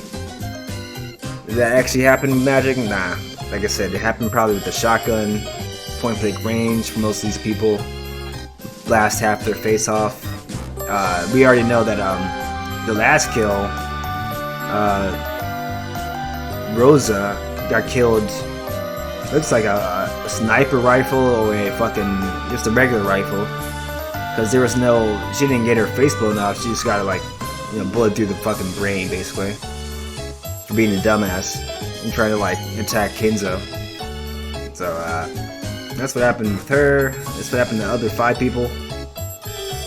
And we'll see who you guys think is the actual culprit here. It's definitely not Kinzo. It's definitely not the magicians in this room or demons in this room. Who is it? その働きに期待している。 Let me know in chat who you think it is. 6 brutally murdered corpses lay in the dining hall, which was tarnished by a red and gruesome decoration. By now, it was impossible to imagine that 13 people had been sitting here in an orderly manner just moments ago. Hinzo lined up the demons of renown and their subordinates, loudly declared the beginning of an overwhelming night of mass murder, and swore to himself that he would certainly revive Beatrice and open the door to the Golden Land. Let's do it. Meta World. せたな。これにて第一の番。いよいよ開幕。 Yay. 金蔵め。相変わらず派手を好む男よ。 But she's a little cocky right now because Battler have proclaimed in blue text. Blue text is the text that they use, the human side, if they want the red side, the witch side, to repeat it in red text and proclaim that it's either true or false. So it's like a proof, basically. Like Battler says his proof, and if nobody denies it or makes a rebuttal about it, it's treated as a truth, basically. And Battler can eventually say, witches don't exist in blue, and here's why, and all that shit in blue, right? And then nobody can claim a counterclaim, nobody can rebut it. Battler wins the game. So he's got a method to win the game now, if only he is smarter with the blue text. So he just basically said, oh yeah, grandfather's dead in blue. She didn't say anything in red to counter that. But she's about to claim that he's actually alive. But maybe not in red though. Let's see though. Let's see what she says. 付きまとわれればしつこいことこの上なき男が舞台の上ではこれほどまでに映えるというのか。くそ、相変わらず黒い殺し方ばかりしやがって。頭部半壊だ。てめえら魔女ども悪魔どもの悪趣味には相変わらずうんざりさせられるぜ。 So he didn't like the messy deaths. なるほど。これまでのゲームで一番理想的な殺し方がこれだと気づいたわけね。理想的? Yeah, that's what happened in the first game, remember? They destroyed half their faces in the chapel, and Nanjo apparently declared all of them dead, but it's hard to tell if they were actual bodies or, dummies at that point, because they had their faces blown off, so you can't really confirm the identity of a lot of these people. And some of these people probably were pretending to be dead. I'll go ahead and spoil you. At least one person was pretending to be dead that Nanjo proclaimed was dead, and he knew that they were alive. So this is probably happening again here. このひでえ殺し方がどう理想的だってんだ。実に理想的じゃない。 Woo-wee. 一番最初のゲームを思い出してみるといい。 Yep, I just said that. さっき登場しやがった。新しい悪魔とかいうやつか。 My name is Gap, bitch. くそ。また魔女の侵食が進んで、ろくでもないやつが増えたというわけなのか。 The more the witch's corrosion progresses, the more Wokonjima tilts towards the other world. That's why strange people keep appearing one by one. This island is closed off by the typhoon, and not only can no humans leave it, but new humans can't appear either. But the more the corrosion progresses, the more witches and demons can appear without limits, increasing one by one. By now, perhaps there are more demons than humans among the characters appearing in this island tale. To my count, yes. If you're counting the 7 stakes, you just fucking discount it real quick. We just saw it, right? You got 1, 2, 3, 4, 5, 6, 7. Whoever knows how many of these, but I'll stop at 7. 8, 9, 10, 11, 12, 13, right? We got I can count these as 14, 15, and then this is 16 through like what 26, whatever. But we won't do that. We'll just stop at 15. We're not counting her because she's trying to be resurrected. We're not counting Angie or Maria. Maria's still alive, but that's not a magical being yet in this story. And we won't count Guildsmith even though he's the summoner. So 15, right? Versus... Are they dead now? Okay, so the people aren't dead yet, but... Uno, dos, tres, cuatro is dead. Cinco is dead. Seis is dead, right? So we got... If we're counting him, we'll count him as 1, 2, 3, 4, 5, 6, 7, 8, 9, 10 versus 15, right? 10 versus 15. Oh, I'm sorry, it's 11. I didn't count Kyrie. Still more demons than humans at that point. So she's right. The numbers might be precisely the figure representing this mad corrosion. Yeah, I'm sure that's true. And not only are their numbers being affected by the corrosion, their fashion sense apparently is as well. The corrosion advances any further and even more weird people appear, and just what in the world will they be wearing? Something a little bit less than this. Probably. It's too scary for me to imagine. Ah, seriously, give me a break. Cause I sure need one, give me a break, yeah, yeah. Please no more of these weird ass people. Hehehehe.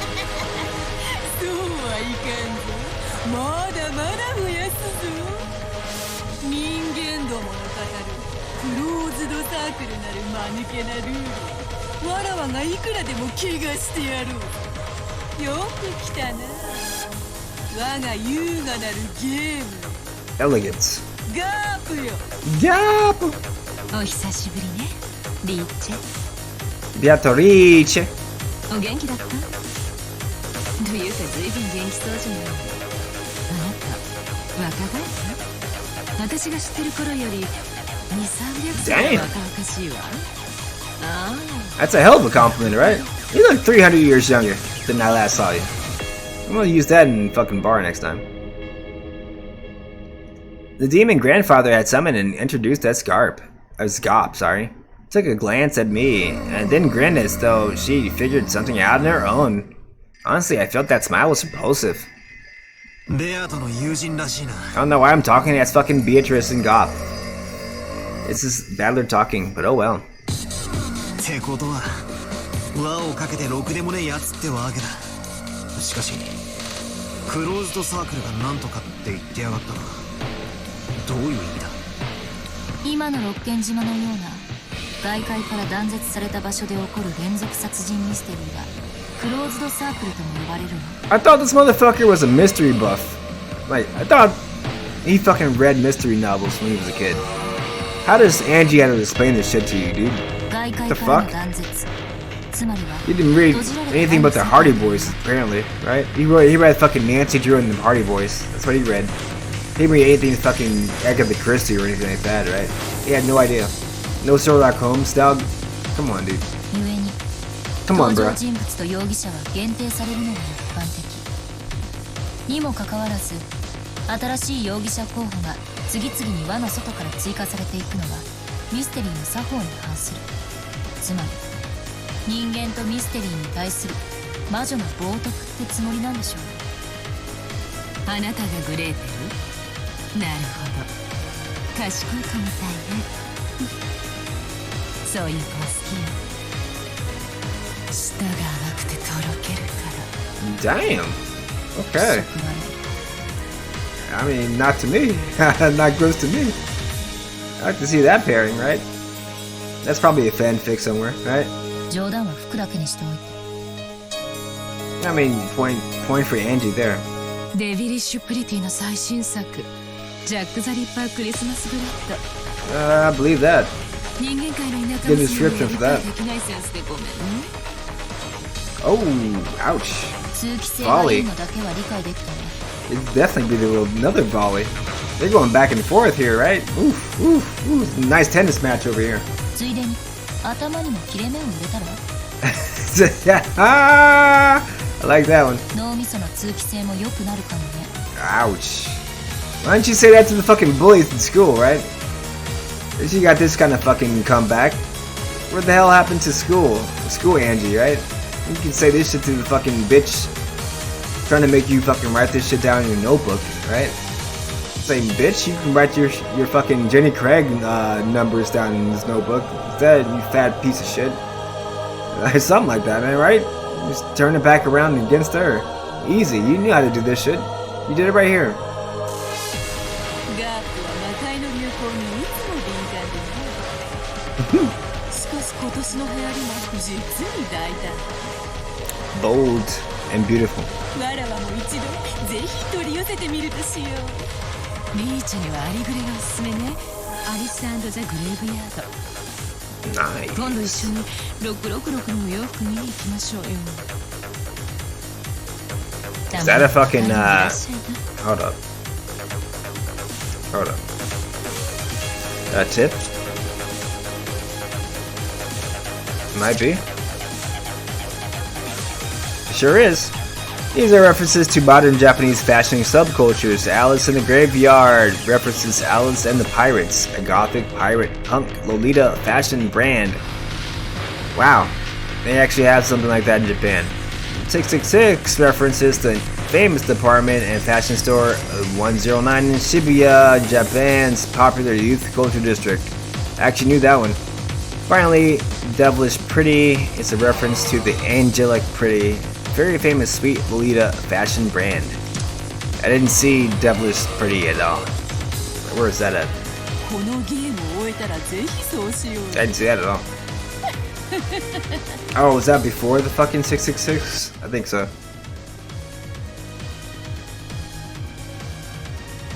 Yeah, there you go. Devilish is pretty. Okay, there you go. There you go. それにしてもリーチの対戦相手のお二人はなかなか可愛いな。この子なら頭部半壊したいにどういう意味があるか察しがつきそうね。 I think she did. わかる？お嬢ちゃん。さっきこいつは一番最初のゲームを思い出せと言ったらどういう意味だ。言葉通りの意味よ。 How does Ballard not get this? 一番最初のゲームの第一の番を思い出して、大人たちの死体が魔法陣に描かれた園芸倉庫の中で発見された時のことを覚えてる？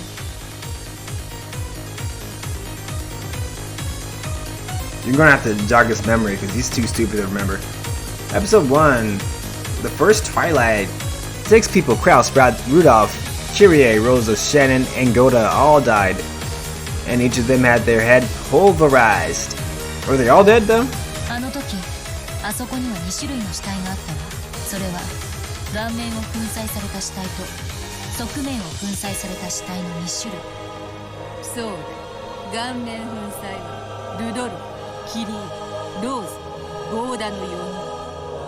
側頭部粉砕はクラウス、シャノンの2人だ。わらわもあの時点では気まぐれに生み出した2種類の死体であったが、より残忍な死体である前者の方がわらわにとってむしろ不利であることに気づいたのだ。ベアタにとって不利。 Because you couldn't tell who the heck that actually was when they were smashed totally. そうか。 But you also couldn't do it when they were half smashed. If Nanjo pronounced them dead, and Nanjo wouldn't let you see the body, which is what Nanjo did in the case of Shannon. Remember that, right? They're like, oh, you don't want to see this shit, even though only half of her face was smashed. This is what was told to us by, I forget who it was. I think it was Eva and Hideyoshi, who looked for George, and like, oh yeah, this is nasty, you don't want to see this shit. So George never confirmed that. Badler never confirmed that. Is that really what happened, right? Is she really dead in episode 1 at that point? And Nanjo proclaimed that she was dead, but we all know Nanjo lies, right? So we can theorize that Eva, Hideyoshi, Nanjo, and Shannon were all in it together, pretending that she's dead, where she is the one that killed everybody else. And Badler and George are none the wiser, because they didn't see her death. They didn't see her dead body. But they were told that she was dead. by people that are fucking lying to them, basically. That's what she's getting at. That's what Angie's getting at right here. That Balor is too stupid to understand because he's not thinking. He never thinks. Do you? Explain it. That's right. Smash faces might look atrocious, but they made it hard to confirm the identity of the person. For example, at the time, Uncle Krause and Shannon Chan would have heard their heads only half smashed. That itself was, of course, atrocious, but because half their faces remained, it was easy to confirm their identity. But Dad and the other three were different. Because his face had completely destroyed, even I, his son, could only guess that it had been Dad because of the clothes and the like. And sort of remained unclear until the end whether that was really Dad's corpse. Okay, so he does get that part.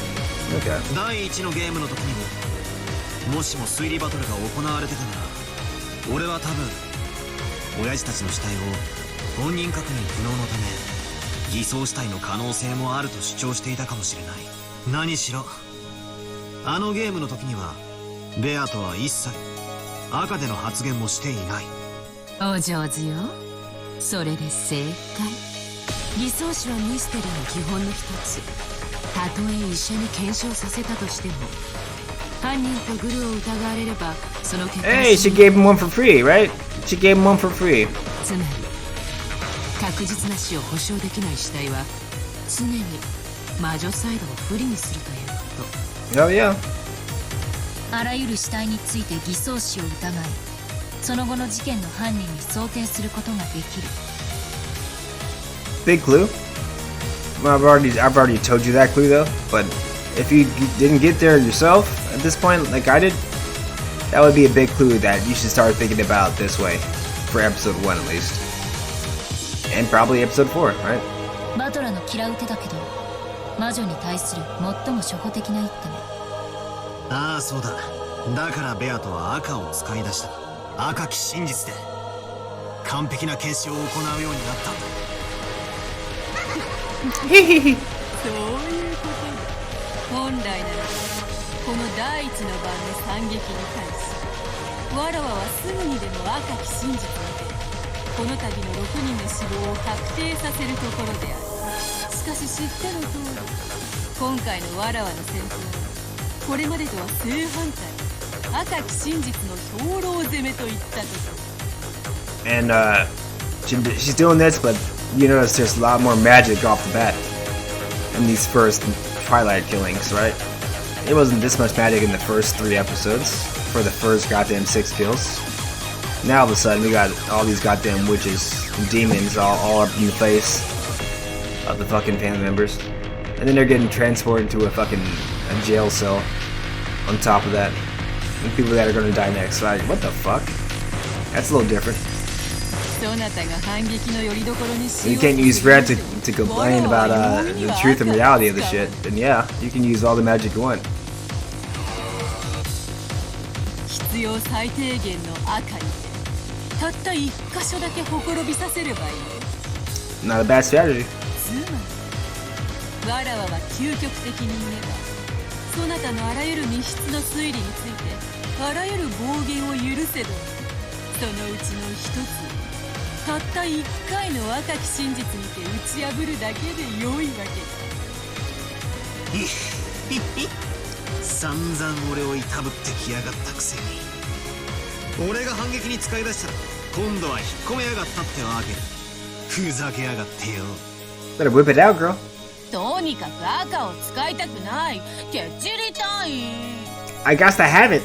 バトラをいじめてやりたい。しかし赤を使わずに確実なる死を保証するにはどうすればよい。わらわは悩みに悩んだわけだ。そのアイデアをガープがくれた。 The halfsy on the facey. 実に簡単な方法だったのだ。当たり前なことを言ったらリーチがひらめくだけよ。私は誰にでも容易に身元の判別と完全なる死が理解できる死体を用意すればいいと言っただけ。 I mean, unless they got a body double and then did some, facial plastic surgery and fake that corpse real quick, right? You get somebody paid fucking a lot of money to their family. Take a bullet for fucking Kyrie or something, or whoever's. She's not dead yet. Rudolph, right? And now Rudolph's fucking, law firm is saved because he faked his own death. Could be. その2つを合体させたわけ。身元の判別に必要な顔と完全なる死の象徴である魂の器たる頭部の粉砕。この2つを左右ぴったりきれいに合体させたらあら不思議。この頭部半壊死体がパーフェクトであるという答えが出たわけだ。お前絶対2色パンとか2色アイスが好きだろ。 The hell does that mean? 欲張りな子供市民丸出しだぜ。 Oh. Only 2 flavor ice cream? We got 3 flavor ice cream in America, dog. Neapolitan ice cream? Come on now, dog. Chocolate, vanilla, and strawberry. What the hell is this? いずれにせよ That's the greediest one of all. たとえ頭部が半壊していたとしても現時点では彼らが死んだとみなすべきではないわ。 Tell him. 分かってる。ベアトがもったいぶって赤での宣言を拒む以上全ては疑ってかかるべきだな。 Well, she's doing this twofold now. She's refusing to say shit in red, and she's refusing to show the game piece battler anything that's real.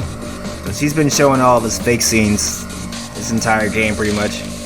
And then not saying anything red, so then at the end of the game, she'll say 1 or 2 things from red, and Battler doesn't have time to think about anything because what? They made a time limit of, what was it, 10 seconds or something? Or 30 seconds, something like that, I don't know. But if you don't give your theory, or your rebuttal theory out in the allotted time, your side loses, you get nothing. Good day, sir. So, this is why Beato's being quiet about the red right now, and kind of being sneaky about the deaths. もちろんシエスタの太もも姉ちゃんたちの魔法殺人だって鵜呑みになんか絶対 Those しね sexy ass Chester babes. 本当に慎重になったこと。最初のゲームの頃だったなら何でもかんでも鵜呑みにしてくれていたのにね。法的種はこうでなくては面白くないというものよ。今は赤がないことをさえ自由な想像を広げ好きに推理を重ねるがいい。一番最後一番おいしいところ。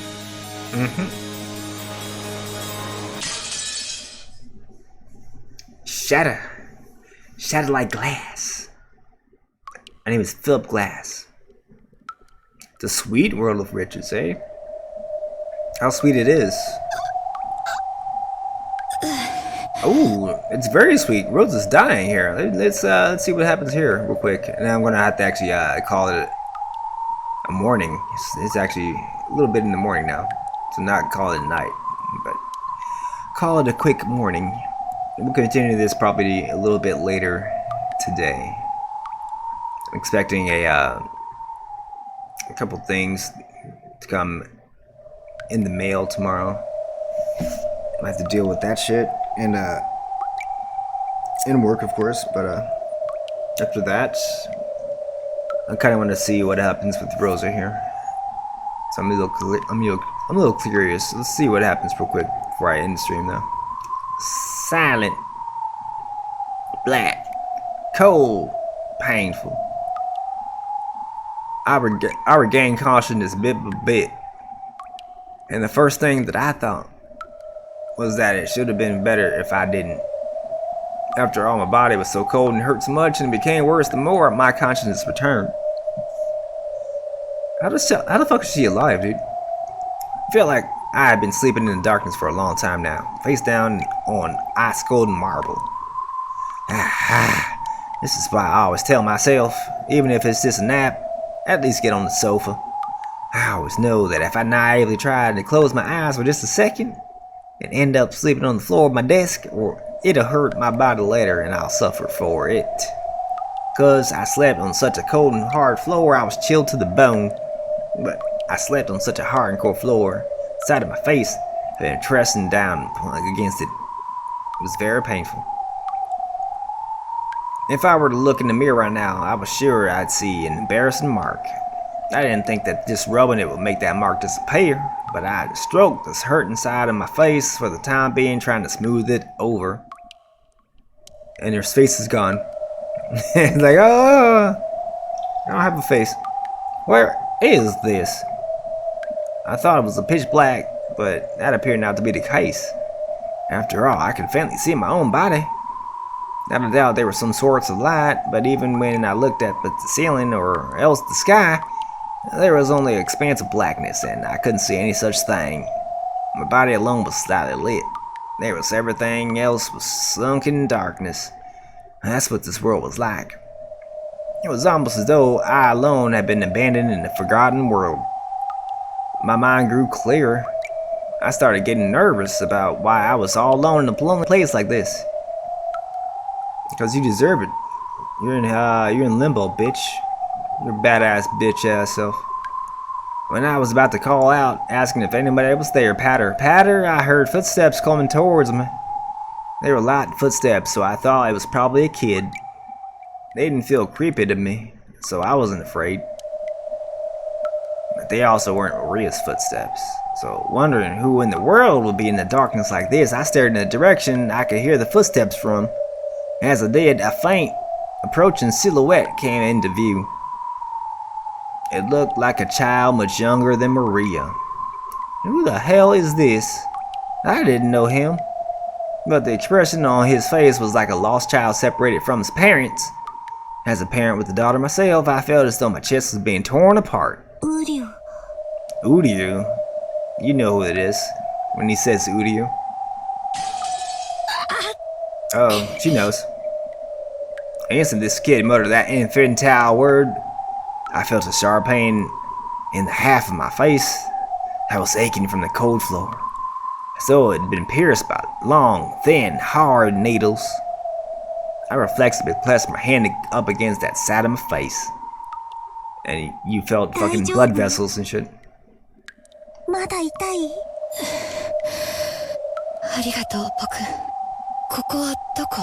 すごく寒いわ。こっちへ来て、ここにいちゃいけない。 He took my other hand and pulled with a grim expression on his face. I don't have a clue what's going on. However, a single honest expression from a child can often tell the truth better than 100 empty words from an adult. Very ironic that she's saying that, right? Like, what did she just say here? A single honest expression from a child, like Maria, maybe, right? Can often tell the truth better than 100 empty words from a bitch adult like maybe Rosa, let's say, right? Interesting, right? I didn't understand the situation, but even so, I dashed along with him wherever I was pulled. However, this was a world where nothing could be seen in the darkness except for my own form. I couldn't even really feel whether I was actually moving forwards as I ran. Even though I'm running, I can't feel any wind. It's as though I'm still inside a nightmare, that kind of unreal feeling. Even though I was running, I couldn't maintain my sense of balance and my legs got tangled and I fell. Even in a world that didn't feel real, the pain of smashing my face against the cold hard floor was reality itself. Uryu, 大丈夫？ She doesn't like that word. You better stop saying that word. Hurts her brain. ごめんなさいね。 My brain. 頭が痛むの。 When he said that infantile word, Uryu, pain like being stuck with needles ran through my head again. Even though it had only happened twice, I was somehow able to understand that his word was the cause of my pain. Does she not remember who this is? So I said it frankly. ごめんなさい。ウリュウという口癖をやめてもらえる？ウリュウ。 Exactly. So, as soon as she says, don't say Uryu again, the first thing he does is Uryu. Ouch. ちょっとやめてって言ってるでしょ。 He's gonna say it again now. He almost did. ごめんなさい。 Ouch. This time I got the feeling that his words of apology made me feel a sharp pain in my forehead. What is this child? I know there's no malice in him, but when I'm around him, my head hurts. 大丈夫？ Oh, okay, there's his name, Sakutaro. 早く行こう。ここは行っちゃダメ。どうしてここにいちゃダメなの？ねえ、ここはどこ？あなたは誰？あなたのママはどこ？僕を作ってくれたのはママだよ。He stared at me with round eyes. This kid's mama is me? Who the fuck? Who is this kid? I don't remember at all. 僕のこと忘れちゃった。 If you say Udio a couple times more, you'll remember. Or she'll die either way. Win-win. ママが僕を作ったんだよ。ちょっと冗談はやめて。 Does she not recognize the fucking red scarf? Or does she just not remember it all and she just repressed all this shit? She literally made the scarf that he's wearing right now. So even if she doesn't recognize, you know, a dude, it's a humanish dude with a goddamn, you know, furry costume on, she remembers the red scarf. So of course, it'll be easy to remember that she made that shit for Sakutaro, right? 私の子供はマリアだけよ。そう。マリアはどこ？マリアはどこなの？マリア！ Suddenly grew uneasy about Maria not being there. Why am I alone in a place like this? Where's Maria? Maria being there for me is the only thing that keeps me together. マリアはいるけど、今はマリアじゃない。今は会わない方がいいの。 Yeah, the Maria that we left last was Maria that was really angry about Sakutaro's head being ripped off, basically, by Rosa, the mother of the year. So she was like, oh, I'm going to do the same thing to Mama now. And she ripped off my best friend's head. I'm about to rip off my mom's head. That's literally what she said. So you probably do not want to talk to Maria right now. Miss Rosa, bitch. Let's stay the fuck away from that kid. マリアのためなの。 It'll be better for you. Yep. マリアのためにも逃げて。For everybody's sake. 何を言ってるの？マリアはどこ？ You don't need to know. マリア！返事をして！マリアに見つかっちゃう。早くこっちに来て、ママ。 He pulled my hand again. He was probably pulling me in the opposite direction from Maria. So I stopped in my 話 tracks. してよ。大体あなたは誰よ？あなたにママなんて言われる覚えはないわよ。僕を作ってくれたのはママだよ。忘れちゃったの？マリアのバースデープレゼントにするために僕を手作りしてくれたの忘れちゃったの？あなた。 How should I remember Udio? マリアの作太郎。ママに作ってもらったライオンのぬいぐるみだよ。 A fierce, sharp pain struck me. It came from the palm of the hand that he was grasping. I instinctively knocked his hand away, and when I looked at my palm, a hole the size of a thumb had opened there, and a thick, deep red blood was gushing out. It was a hole so big that I could see through the other side. Good lord. 大丈夫？ Can't stop saying it. 大丈夫？どうしたの？ Sakutaro also noticed my wound and panicked. Judging by his reaction, he couldn't understand why my hand had to stand this hard a serious injury, there you go. But to my eyes, it felt like I had sustained that injury because he had grabbed my hand. Whether there was no malice in him or not, I understood that this child was something that could do harm to me, and he instantly became strange and frightening. あっちへ行って。 There we go. あなたなんか知らないわ。 He just told you who he was. 作太郎は気持ち悪い下手くそなぬいぐるみでしょ。私は知らないわよ。ママなんかじゃないわよ。消えて。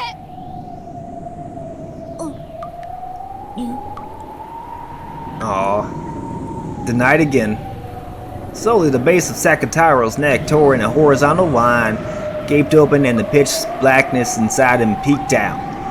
who's gonna be dying all over again. There is no gushing of blood, only an empty, endlessly empty blackness. Damn.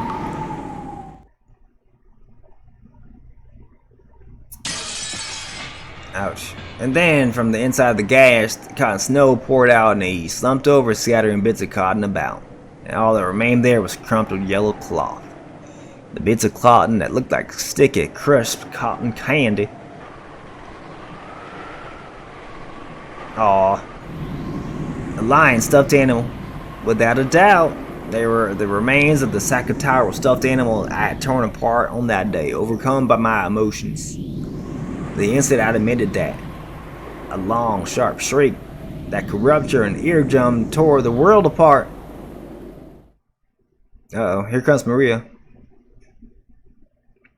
We're gonna get your ass.